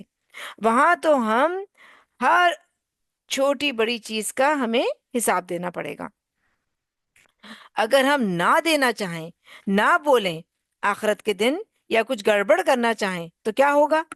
ہماری اسکن، ہمارے ہاتھ پاؤں بولیں گے، زمین اور اس کے آس پاس کی چیزیں بولیں گی کہ اس شخص نے یہ اور یہ کیا تھا، تو وہاں تو حساب دینا ہی پڑے گا، لیکن اکثر لوگ اس حساب دینے کو، یعنی اس اکاؤنٹیبلٹی کے عمل کو مانتے نہیں، ایکسیپٹ نہیں کرتے، اور وہ کیا کہتے ہیں کہ یہ ہم مان ہی نہیں سکتے کہ ایسا ہوگا، کرنا نہیں چاہتے تو اس لیے ماننا بھی نہیں چاہتے، مان گئے تو پھر کرنا پڑے گا۔ تو وہ کیا کہتے ہیں کہ یہ بات تو وہ مانے گا جس کا دماغ چل گیا ہو، یا جو کسی جادو یا میجک کے اثر میں ہو، یعنی یہ بہانے وہ بناتے تھے۔ پھر فرمایا آیہ نمبر 8، وَلَئِنْ أَخَّرْنَا عَنْهُمُ الْعَذَابَ، اور البتہ اگر ہم ٹال دیں ان سے عذاب کو، and if we delay their punishment، اگر ہم انہیں مہلت دیے رکھیں، إِلَى أُمَّةٍ مَعْدُودَةٍ، ایک مدت یا گنی چوئی شمار کی ہوئی ایک ٹائم تک، یعنی until an appointed time، یعنی ایک معلوم مدت تک اگر ہم ان کو ڈھیل دیے رکھیں، مہلت دیے رکھیں۔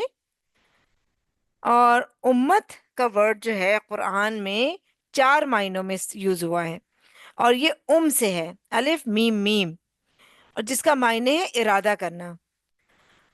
تو امت جو ہے وہ پیشوا یا لیڈر کے معنوں میں بھی یوز ہوتا ہے، اور امت اور ملت اور دین کے معنوں میں بھی استعمال ہوتا ہے، اور جماعت اور گروہ اور گروپ کے معنوں میں بھی یوز ہوتا ہے۔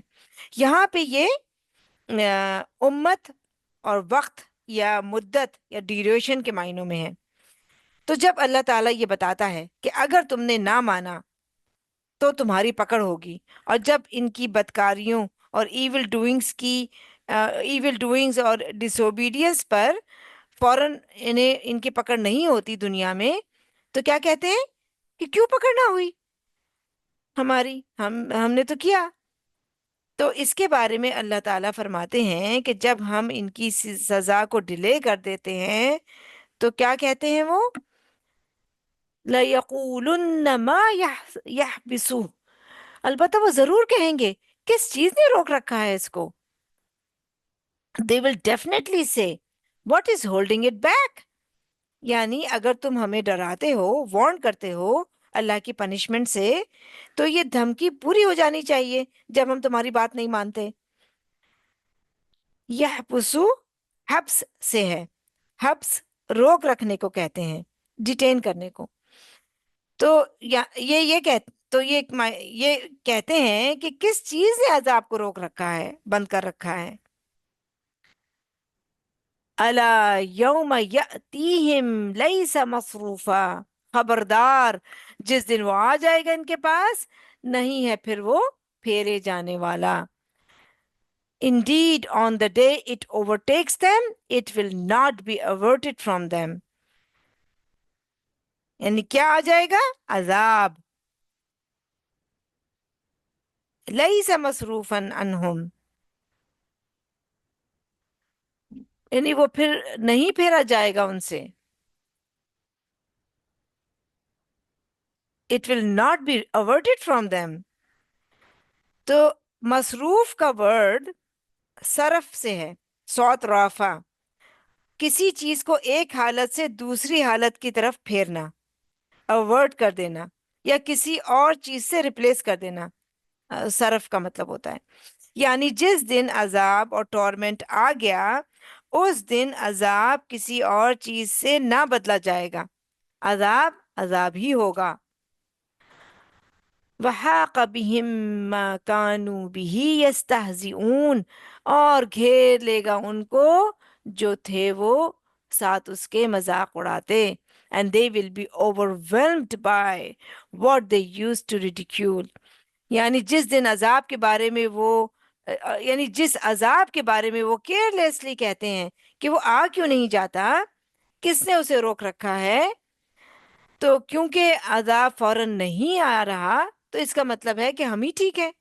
تو ان سے کہا جا رہا ہے کہ تمہاری یہ باتیں جب عذاب آ جائے گا تو کام نہ آئیں گی، اور جب وہ آ جائے گا اپنے فکسڈ ٹائم پر تو تم پھر اسے روک نہ سکو گے۔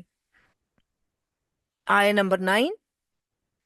اب یہاں سے انسان کی کچھ سائیکالوجی کا ذکر کیا جا رہا ہے، اور اگر ہم نیکسٹ فیو آیات کو یہ ٹائٹل دیں کہ خوشی اور غم، ہیپینس اینڈ سیڈنس میں انسان یوزلی چینج ہو جاتا ہے، تو بات بہتر طور پہ سمجھ آ سکے گی۔ تو پہلے اس کانسیپٹ کو سمجھیں کہ خوشی اور غم میں انسان یوزلی ڈفرینٹلی بیہیو کرتا ہے، اس کی حالت تبدیل ہو جاتی ہے، انسان کی مینٹل، ایموشنل اور فزیکل کنڈیشن بھی، اور اس کی مصروفیت بھی چینج ہو جاتی ہے۔ فار ایگزامپل آپ یاد کریں کہ کسی کی شادی یا فوتگی، ڈیتھ کے وقت لوگ کیسے بیہیو کرتے ہیں۔ بعض لوگ تو پازیٹیولی بیہیو کرتے ہیں اللہ کی رضا کے مطابق، اور یعنی اچھے یعنی اس کو گریسفلی لیتے ہیں، اور بعض جو ہیں وہ دوسری ڈائریکشن میں چلے آتے ہیں۔ پھر یہ کہ ڈے ٹو ڈے لائف کے ایونٹس میں بھی، یعنی کوئی جو چیزیں ہوتی ہیں تو ان میں بھی اگر ہم دیکھیں کہ اگر کوئی بیٹھا ہوا ہو اور اسے اچانک سے کوئی اچھی یا بری خبر ملے، یا کوئی خوشگوار، پلیزنٹ یا ناخوشگوار بات ہو جائے، تو پھر ہماری فیلنگز اور بیہیویئر کیسے انسٹنٹلی چینج ہو جاتی ہیں۔ تو یہ ہیومن ویکنس ہے، بہت کم لوگ ایسی سچویشن میں معتدل یا نارمل رہتے ہیں، اور جو وہ کر رہے تھے وہ کرتے رہتے ہیں۔ تو یہ بھی ایک ٹیسٹ ہے، اور صبر و شکر اسی کا نام ہے کہ انسان نہ خوشی میں آؤٹ آف کنٹرول ہو، اور نہ غم میں، نہ غصے میں اور نہ نفرت میں، یعنی اعتدال اور ماڈریشن زندگی کا حسن ہے، بیوٹی ہے، لیکن اسے مینٹین کرنا بہت مشکل ہوتا ہے۔ تو نیت کیجئے، ایفرٹ لگائیے، انشاءاللہ کر لیں گے۔ تو جو اللہ کے اولیاء اور فرینڈز ہوتے ہیں ان پر خوف اور غم نہیں ہوتا۔ اس کا ایک معنی یہ بھی لیا جاتا ہے کہ خوف اور غم کی حالت میں وہ اوور ریئیکٹ نہیں کرتے، اس میں بھی وہ اپنے سینسز پر کنٹرول رکھتے ہیں، انہیں اللہ پر پورا بھروسہ ہوتا ہے، معتدل رہتے ہیں، کیونکہ آپ دیکھیں کہ اللہ کی عبادت کیا ہے؟ اللہ کی غلامی، سبسروینس آف اللہ، یعنی اس پر انسان راضی ہو۔ اور نفس کی غلامی کیا ہے؟ کہ جو دل کہے بس وہی کرتے چلے جانا، چاہے وہ صحیح ہے یا غلط، یعنی غصے میں، محبت میں، نفرت میں کنٹرول نہ کرنا اپنے آپ کو، بس جو دل میں آئے وہ کر دینا، اور پھر اسے جسٹیفائی کرنا کہ ہم دوغلا پن نہیں کرتے، دس از ہو آئی ایم، ہم منافق نہیں ہیں، ہمارے دل میں جو ہے وہ ظاہر کریں گے، ویسا ہی ریئیکٹ کریں گے۔ تو یہ کہاں لکھا ہوا ہے کہ جو دل چاہے کرتے چلے جاؤ؟ یہ ایمان کی نشانی ہے، یعنی یہ کہاں سے ملتا ہے ان کو یہ دلیل کہ انسان جو دل چاہے وہ کرتا رہے، تو وہ ایمان کی نشانی ہے؟ اس کی دلیل ان کو کہاں سے ملتی ہے؟ تو بہرحال ایمان والے اس سے مبرہ ہوتے ہیں۔ تو ان آیات کی روشنی میں اپنے ایمان کو ہم ٹیسٹ کریں انشاءاللہ۔ فرمایا وَلَئِنْ أَذَقْنَا الْإِنسَانَ، اور اگر البتہ ہم چکھائیں انسان کو، منا اپنی طرف سے، رحمہ رحمت، if we give people a taste of our mercy، تو کسی بھی انسان کو جب ہم، اللہ تعالیٰ کہہ رہے ہیں کہ جب ہم اپنی طرف سے رحمت، اس کا وہ صحت بھی ہو سکتی ہے، عافیت، ویلتھ، چلڈرن، یعنی زندگی کی جو بھی نعمتیں ہیں ان میں سے کوئی بھی نعمت جب ہم اسے دیتے ہیں، ثم نزعناها، پھر ہم چھین لیتے ہیں اس کو، منہ، اس سے، and then we take it away from them، تو ہم دیکھتے ہیں کہ جوانی اولڈ ایج میں بدل جاتی ہے، اولاد چھوڑ جاتی ہے، یا دنیا سے رخصت ہو جاتی ہے، ہیلتھ خراب ہو جاتی ہے، جاب چلی جاتی ہے، مال چلا جاتا ہے. اب یہ ہے اصل انسان، اس کے سیلف، ریئل سیلف کے سامنے آنے کا وقت، اصل انسان کے سامنے آنے کا وقت کہ وہ اصل میں کیا ہے. اور اللہ تعالیٰ اس کی اصلیت دکھانے ہی کے لیے تو یہ سب کچھ کرتے ہیں، ورنہ پتہ کیسے چلے گا کہ کس کی حقیقت کیا ہے. عام حالات میں تو ہم نیکی کا لبادہ اور یعنی کور اپ اوڑے رہتے ہیں، اور ہم بڑے نیک اور با اخلاق بنے رہتے ہیں، لیکن جوں ہی کوئی نعمت چھنتی ہے یا کوئی چیز ہاتھ سے جاتی ہے تو ہماری اصلیت سامنے آ جاتی ہے. یعنی کوئی بھی ناپسندیدہ انپلیزنٹ سچویشن جب ہوتی ہے کسی انسان پہ، تو پھر پتہ چلتا ہے کہ ہم ریئلی کون ہیں، ہمارا اندر کیا ہے. نارمل حالات میں تو ہماری حقیقت اور ریئلٹی نہیں کھلتی، حقیقت کھلتی ہے ان یوزول سرکمسٹانسز میں، غیر معمولی حالات میں. تو عام لوگ کیا کرتے ہیں جب ان سے کوئی نعمت چھن جاتی ہے؟ انہو لیئوس کفور، بے شک وہ البتہ مایوس ہونے والا ہے، شدید ناشکرا. They become utterly desperate and ungrateful. شدید مایوس، ہوپلیس، اور شدید ناشکرا، ایکسٹریملی انگریٹفل ہو جاتا ہے انسان. اس کی ساری ہوپس ختم ہو جاتی ہیں، اس پر ڈپریشن چھا جاتا ہے، اور وہ کہتا ہے کہ اب میرے زندہ رہنے کے لیے کچھ نہیں. کچھ لوگ سوسائڈ بھی تک کر لیتے ہیں، اور کچھ لوگ اپنے آپ کو ڈفرینٹ طریقوں سے نقصان پہنچاتے ہیں. کوئی دیواروں سے سر مارنے لگتا ہے. یعنی طرح طرح کے ریئیکشنز لوگ دیتے ہیں، حالانکہ یہ نعمت تو اللہ نے دی تھی، امانت تھی ہے تمہارے پاس، وہ جب چاہے لے لے.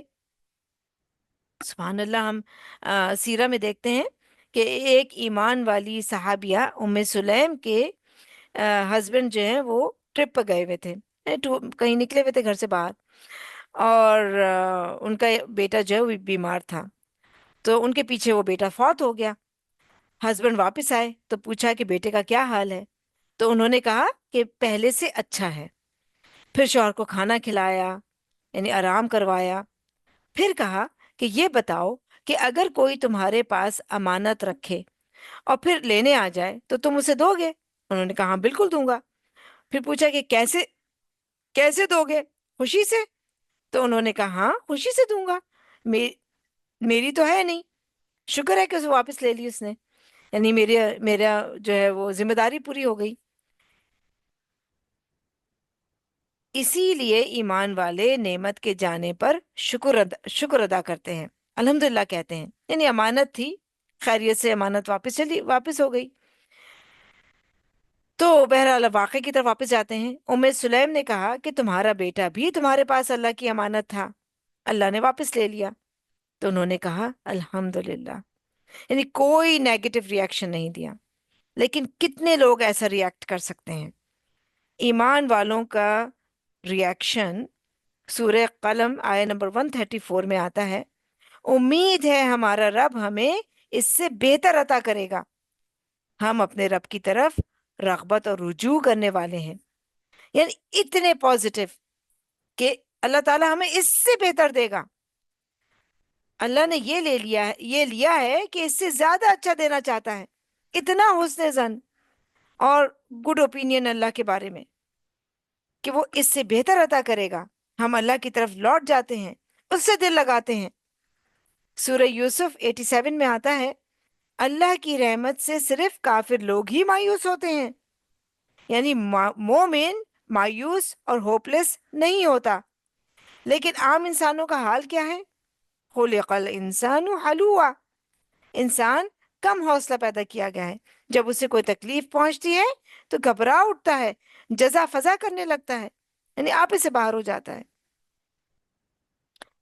اور دوسرا ریئیکشن کیا ہوتا ہے؟ آیہ نمبر 10 میں دیکھتے ہیں.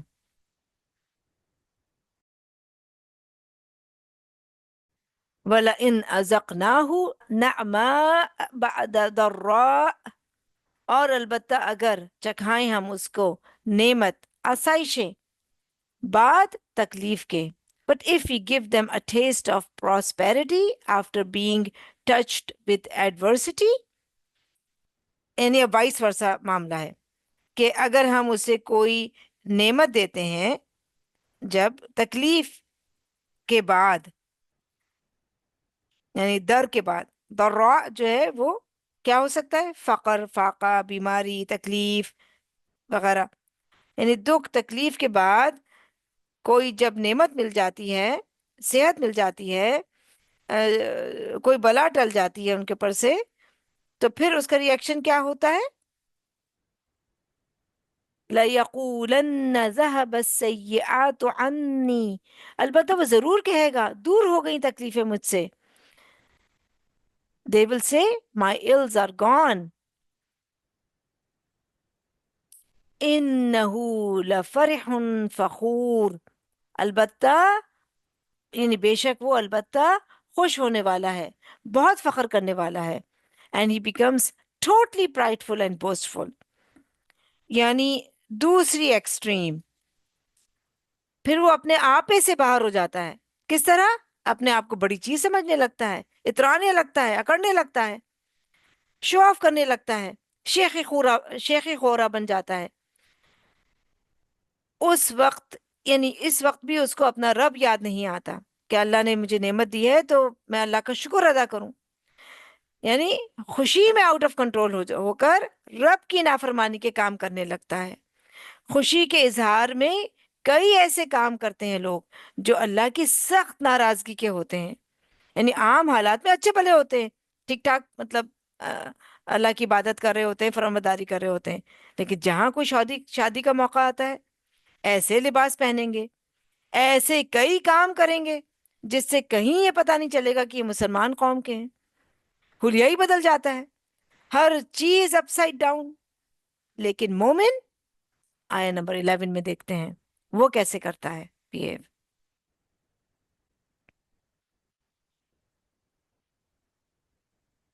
إِلَّا الَّذِينَ صَبَرُوا وَعَمِلُوا الصَّالِحَاتِ، سوائے ان لوگوں کے جنہوں نے صبر کیا اور انہوں نے عمل کیے اچھے.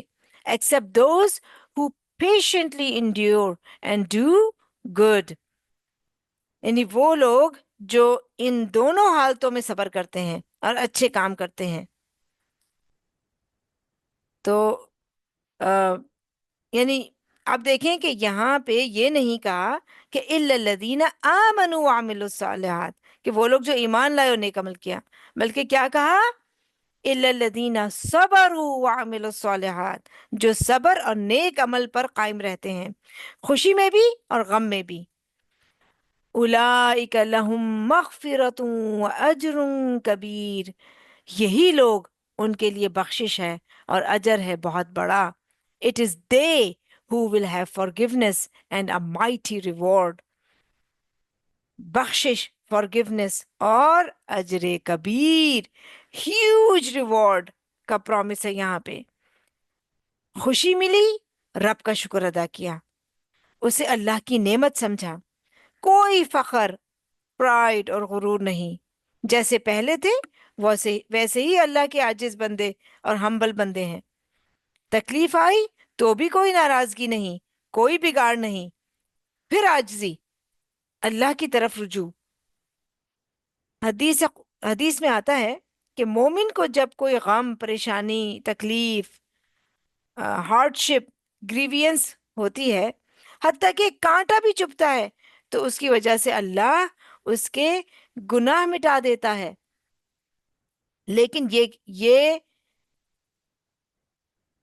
کس کے لیے ہوتا ہے؟ جو صبر کرے. الا الذین صبروا، جو نیگیٹو ریئیکشن سے بچے. ورنہ تکلیف تو جو آنی تھی وہ آ ہی گئی، اس نے تو کوئی نہیں جانا جب تک اللہ نہ چاہے. تو بہت سے لوگ بہت عقل مند اور وائز ہوتے ہیں، تکلیف آتی ہے تو سمیٹنے لگتے ہیں اپنے آپ کو کہ میں نے اپنا اجر نہیں جانے دینا، جو ہونا تھا وہ تو ہو گیا. تو اللہ تعالیٰ فرماتا ہے کہ ان کو اجر نہیں، اجر کبیر، بہت بڑا اجر، یعنی کہ انسان سوچ بھی نہیں سکتا اتنا اجر ملے گا. لیکن کتنے لوگ ایسے ہیں جو یہ اجر کو سمیٹ سکیں؟ اس وقت یعنی ایسے مواقع پر بہت کم، بھول جاتے ہیں، شیطان بھلوا دیتا ہے. اس وقت، اور ہم کیا کرتے ہیں اس وقت؟ جزا فضا، وائننگ، لیمنٹنگ، وائی می، میرے ہی ساتھ کیوں ایسا ہوا؟ اور میرے ساتھ تو ایک کے بعد ایک مسئلہ ہوتا ہی چلا جاتا ہے، زندگی میں آرام و سکون تو دیکھا ہی نہیں۔ یہ سب ہماری ناشکریاں اور کمزوریاں ہیں، لیکن مومن اپنے آپ کو تھام کر رکھتا ہے۔ صبر کے بعد عمل صالح یہ ہے کہ جو وہ پہلے سے نیک عمل کر رہا تھا وہ کرتا رہتا ہے، یعنی اس کو مینٹین رکھتا ہے، یا پہلے سے بھی زیادہ اچھے کام کرنے لگتا ہے۔ نبی صلی اللہ علیہ وسلم نے فرمایا، اس ذات کی قسم جس کے قبضے میں میری جان ہے، اللہ تعالیٰ مومن کے لیے جو بھی فیصلہ کرتا ہے وہ اس کے لیے خیر ثابت ہوتا ہے۔ اگر اس کو خوشی ملتی ہے تو وہ شکر ادا کرتا ہے اور وہ اس کے لیے بھلائی ثابت ہوتی ہے، اور اگر اسے کوئی تکلیف آتی ہے تو وہ صبر کرتا ہے اور وہ بھی اس کے لیے اچھا ہوتا ہے، اور یہ مومن کے سوا کسی اور کو نصیب نہیں، یعنی یہیں سے ایمان کا ٹیسٹ ہو سکتا ہے۔ تو ہم سب اپنے آپ کو دیکھ سکتے ہیں کہ ہمارا ایمان کتنا ہے، یا ہم ایمان کے کس لیول پر ہیں۔ تو یہاں پہ نبی صلی اللہ علیہ وسلم کو بھی صبر کی تلقین کی جا رہی ہے، کیونکہ بہت سخت حالات تھے۔ یہ سورہ جب نازل ہوئی تو یعنی حق اور باطل کی بیٹل جو ہے وہ زور پکڑ چکی تھی، شدید مزاحمت کا سامنا تھا، اور پیغام پہنچانا مشکل تھا، یعنی بہت ہی ڈیفیکلٹ سچویشنز تھی، حالات تھے جس وقت یہ سورہ نازل ہوئی۔ تو نبی صلی اللہ علیہ وسلم کو بھی بتایا جا رہا ہے کہ یعنی تسلی دی جا رہی ہے کہ جو صبر کرتا ہے، نیک عمل پہ قائم رہتا ہے، استقامت اختیار کرتا ہے، ان کے لیے اللہ کی طرف سے بخشش بھی ہے اور بہت بڑا اجر بھی۔ اللہم جعلنا منہم، آمین۔ اب ہم آج کی آیات میں سے اپنے لیے عمل کی باتیں کچھ دیکھ لیتے ہیں۔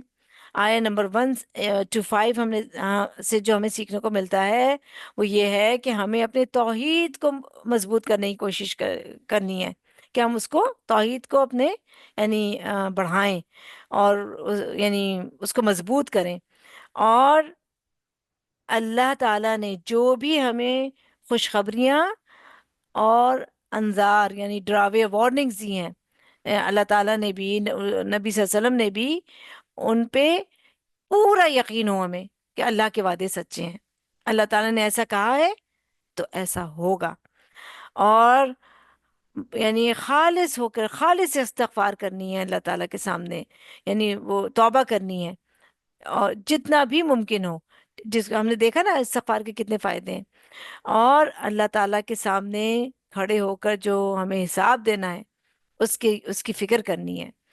تو ہمیں جو ہے وہ اللہ کی جو کتاب ہے جو ہم پڑھ رہے ہیں اس کو سمجھنے کے لیے ہم یہاں پہ جمع ہوئے ہیں، اس کے اس کے لیے ہمارا کیجول اور کیئرلیس ایٹیٹیوڈ نہیں ہونا چاہیے۔ آیا نمبر 6 to 8 سے جو ہمیں سیکھنے کو ملتا ہے وہ یہ ہے کہ ہم اپنے آس پاس اپنے اراؤنڈ دیکھیں، اللہ کی جو کریشن ہے، اللہ تعالیٰ نے جو بھی تخلیق کیا ہے ہمارے آس پاس، اس کی بے شمار تخلیقات جو ہیں بکھری ہوئی ہیں، نشانیاں اس کی بکھری ہوئی ہیں، ہم ان کو دیکھیں، غور کریں ان کے اوپر، اور پھر ہم کس نتیجے پہ پہنچیں، کیا ہم اس کے نتیجے کے طور پہ کیا ہو ہمارے اندر؟ اللہ کی عظمت، اس کے علم اور اس کی حکمت کا ہمیں احساس ہو کہ کتنا عظیم ہے وہ رب جس نے یہ سب چیزیں بنائی ہیں، یعنی یہ پھر اس کا آؤٹ کم ہونا چاہیے۔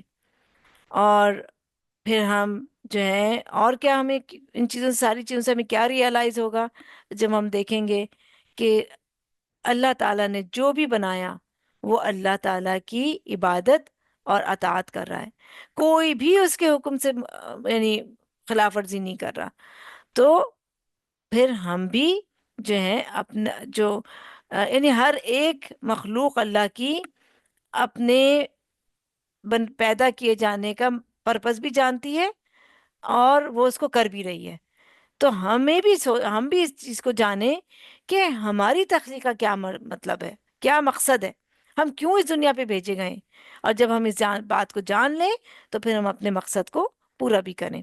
آیا نمبر 9 to 11 سے جو ہم سیکھتے ہیں وہ یہ ہے کہ ہم اپنے رویوں پہ غور کریں، سوچیں، دیکھیں ان کے بارے میں، آبزرو کریں ان کو کہ جب کوئی خوشی ہمیں ملتی ہے اچانک سے، یا کوئی غم اور ان پلیزنٹ سچویشن ہمارے سامنے آ جاتی ہے، تو ہم کیسا بیہیو کرتے ہیں؟ کیا ہم اللہ کے شکر گزار بنتے ہیں، صبر کرتے ہیں، یا یعنی مشکل آنے پہ ہم صبر کرتے ہیں اور کوئی خوشی ملنے پر اللہ کے شکر گزار ہوتے ہیں، یا ہم فخر کرنے لگتے ہیں، ہم تکبر کرنے لگتے ہیں، اور جب ہمیں یعنی ہمیں کوئی نعمت ملے تو ہم اس پہ تکبر کرنے لگیں، اور جب کوئی مشکل آئے تو ہم نا امید ہو جائیں، نا شکرے بن جائیں اللہ تعالیٰ کی نعمتیں جو اسٹل ہمارے پاس ہیں۔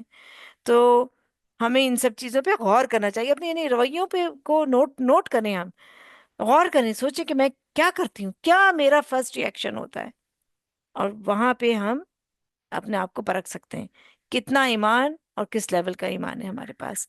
وآخر الدعوانا ان الحمد للہ رب العالمین، سبحانک اللہم و بحمدک، اشہد لا الہ الا انت، استغفرک و اتوب الیک۔ اب ہم سسٹر عائشہ کی طرف چلیں گے اور ان سے ہم عربک گرامر سیکھیں گے۔ السلام علیکم ورحمۃ اللہ وبرکاتہ۔ کیسے ہیں آپ سب؟ ہم آج کا لیسن سٹارٹ کرتے ہیں۔ نحمدہ ونصلی علی رسولہ الکریم، اما بعد، فاعوذ باللہ من الشیطان الرجیم، بسم اللہ الرحمن الرحیم۔ رب اشرح لی صدری ویسر لی امری واحلل عقدۃ من لسانی یفقہوا قولی۔ ہماری 4th کلاس کا چیپٹر نمبر 4، یہ چیپٹر بہت آسان ہے انشاءاللہ، اس لیے کہ اب تک آپ نے جتنا سیکھا ہے نا، سمجھیں اس چیپٹر میں ہم اس کو صرف فارمولیٹڈ سسٹمائزڈ فارم میں سیکھ لیں گے۔ تو ہمارے آج کے چیپٹر کا نام ہے اعراب الاسم۔ یہاں سے ہم ایک پراپر وے میں اسم کا اعراب بتانا سیکھیں گے کہ کیسے ایک عربی کا اسٹوڈنٹ ایک اسم کا اعراب بتاتا ہے۔ بسم اللہ۔ اب آپ کے سامنے یہ ورڈ ہے محمدن۔ اب اس ورڈ کی اگر ہم ڈیٹیل دیکھیں تو اس پر 2 زبر ہیں، رائٹ، 2 زبر ہیں۔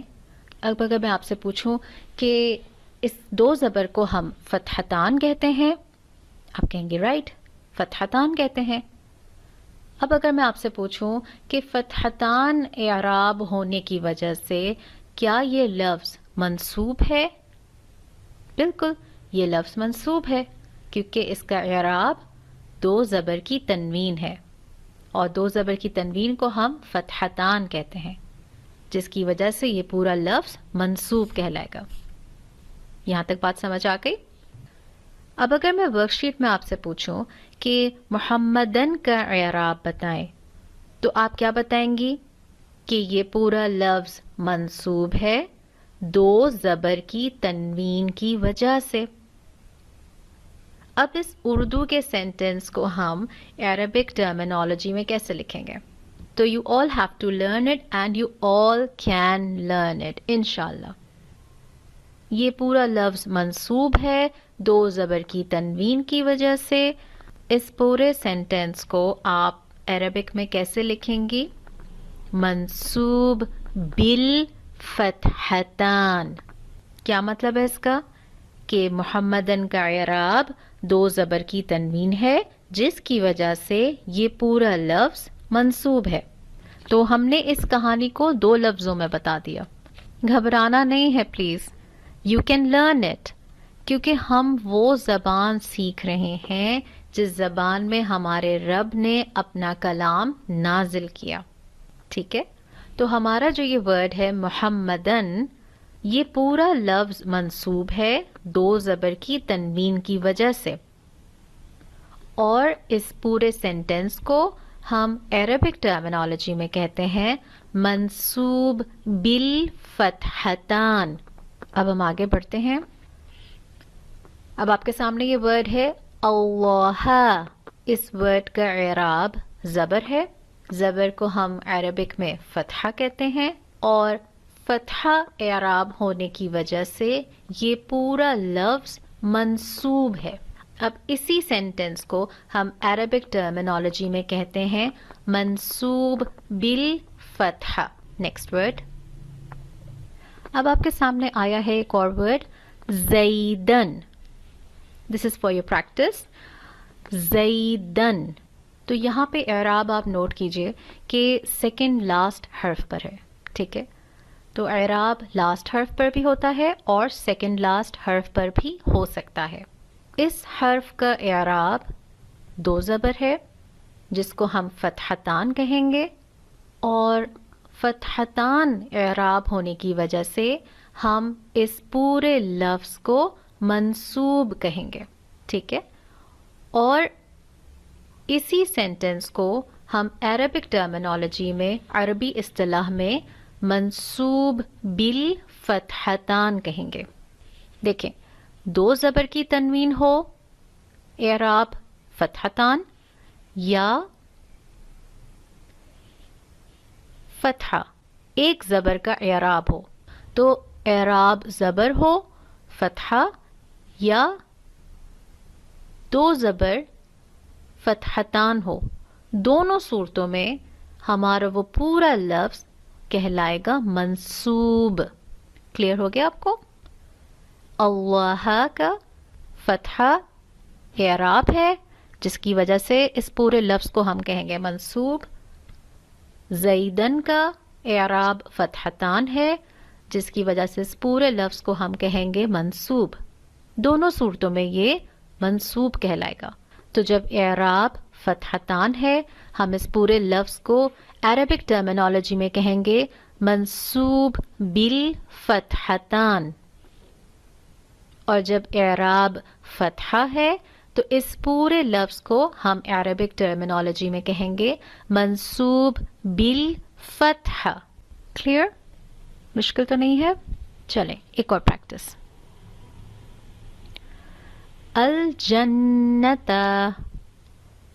اس لفظ کا اعراب زبر ہے جس کو ہم فتحہ کہتے ہیں اور جس لفظ کا اعراب فتحہ ہو اس لفظ کو ہم کہیں گے منصوب. اور جب آپ سے ورک شیٹ میں پوچھا جائے کہ اس لفظ کا اعراب بتائیے تو آپ کیا بتائیں گی عربک ٹرمینالوجی میں؟ منصوب بالفتحہ. نیکسٹ ورڈ مسجدن. ہم جتنی پریکٹس کریں گے اتنا ہی ہمارا کانسیپٹ کلیئر ہوگا اور اچھا سمجھ میں آ جائے گا انشاءاللہ. تو مسجدن ہمارا جو ورڈ ہے اس میں دو زبر ہیں.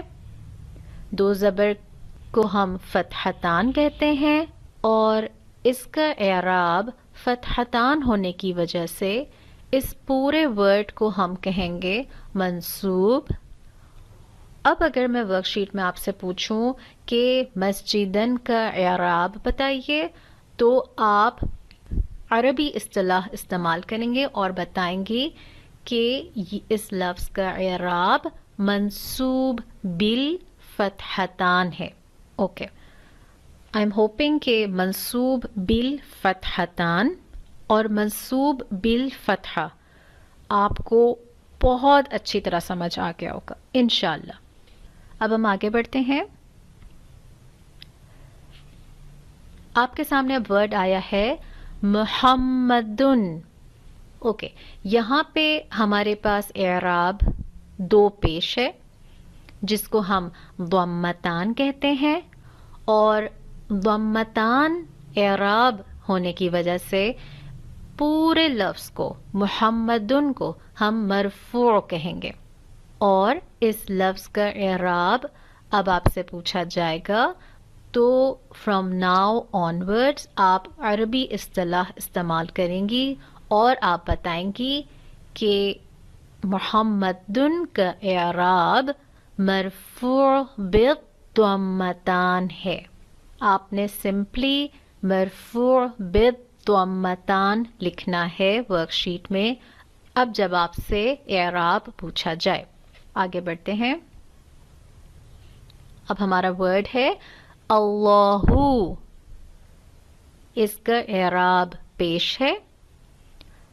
پیش کو ہم عربک ٹرمینالوجی میں ضمہ کہتے ہیں، چاہے وہ ورڈ کے کسی بھی حرف پر آ جائے. اس کا اعراب ضمہ ہونے کی وجہ سے اس پورے ورڈ کو ہم کہیں گے مرفوع، اور عربک ٹرمینالوجی میں اس ورڈ کا اعراب ہے مرفوع بالضمہ.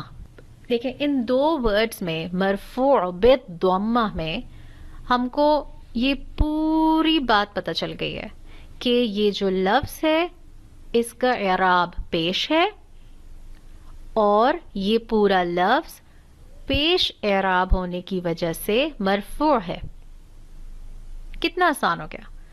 ایک سینٹنس اردو میں اتنا لمبا بن رہا ہے، اور ماشاءاللہ سے اس کو ہی ہم عربک میں جب لکھتے ہیں تو سبحان اللہ وہ دو ورڈز کی ٹرمینالوجی بن رہی ہے. سبحان اللہ. نیکسٹ ورڈ دیکھتے ہیں. زیدن.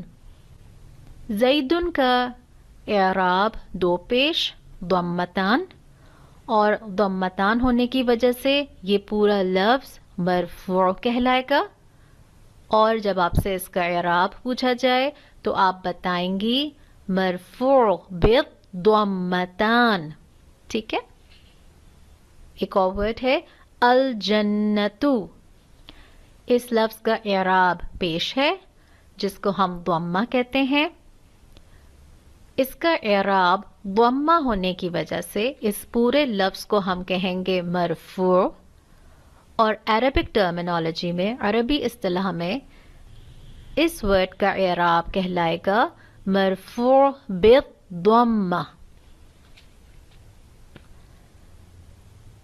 نیکسٹ ورڈ ہے مسجدن. مسجدن میں دو پیش ہیں. دو پیش کا اعراب ضمتان کہلاتا ہے. ضمتان اعراب ہونے کی وجہ سے یہ پورا لفظ مرفوع ہے، اور عربک ٹرمینالوجی میں اب ہم اس کو کہیں گے مرفوع بالضمتان. تو جب آپ سے پوچھا جائے کہ مسجدن کا اعراب بتائیے تو آپ نے دیکھنا ہے کہ یہ دو پیش کی تنوین ہے، اعراب ضمتان ہے.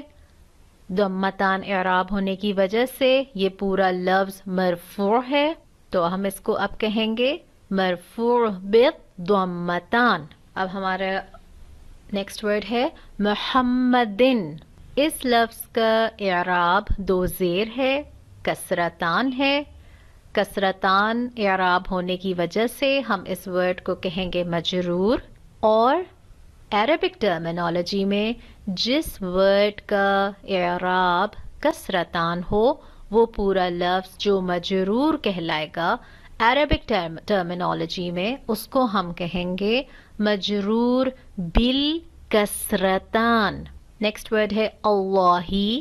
اللہی کا اعراب زیر ہے جس کو ہم کسرہ کہتے ہیں. اعراب اس کا کسرہ ہونے کی وجہ سے یہ پورا لفظ کہلائے گا مجرور، اور اب ہم اس پورے لفظ کا اعراب جب بتائیں گے تو ہم کہیں گے کہ اللہی کا اعراب ہے مجرور بالکسرہ. اگلا ورڈ ہے ہمارا زیدن. زیدن کا اعراب دو زیر کسرتان ہے.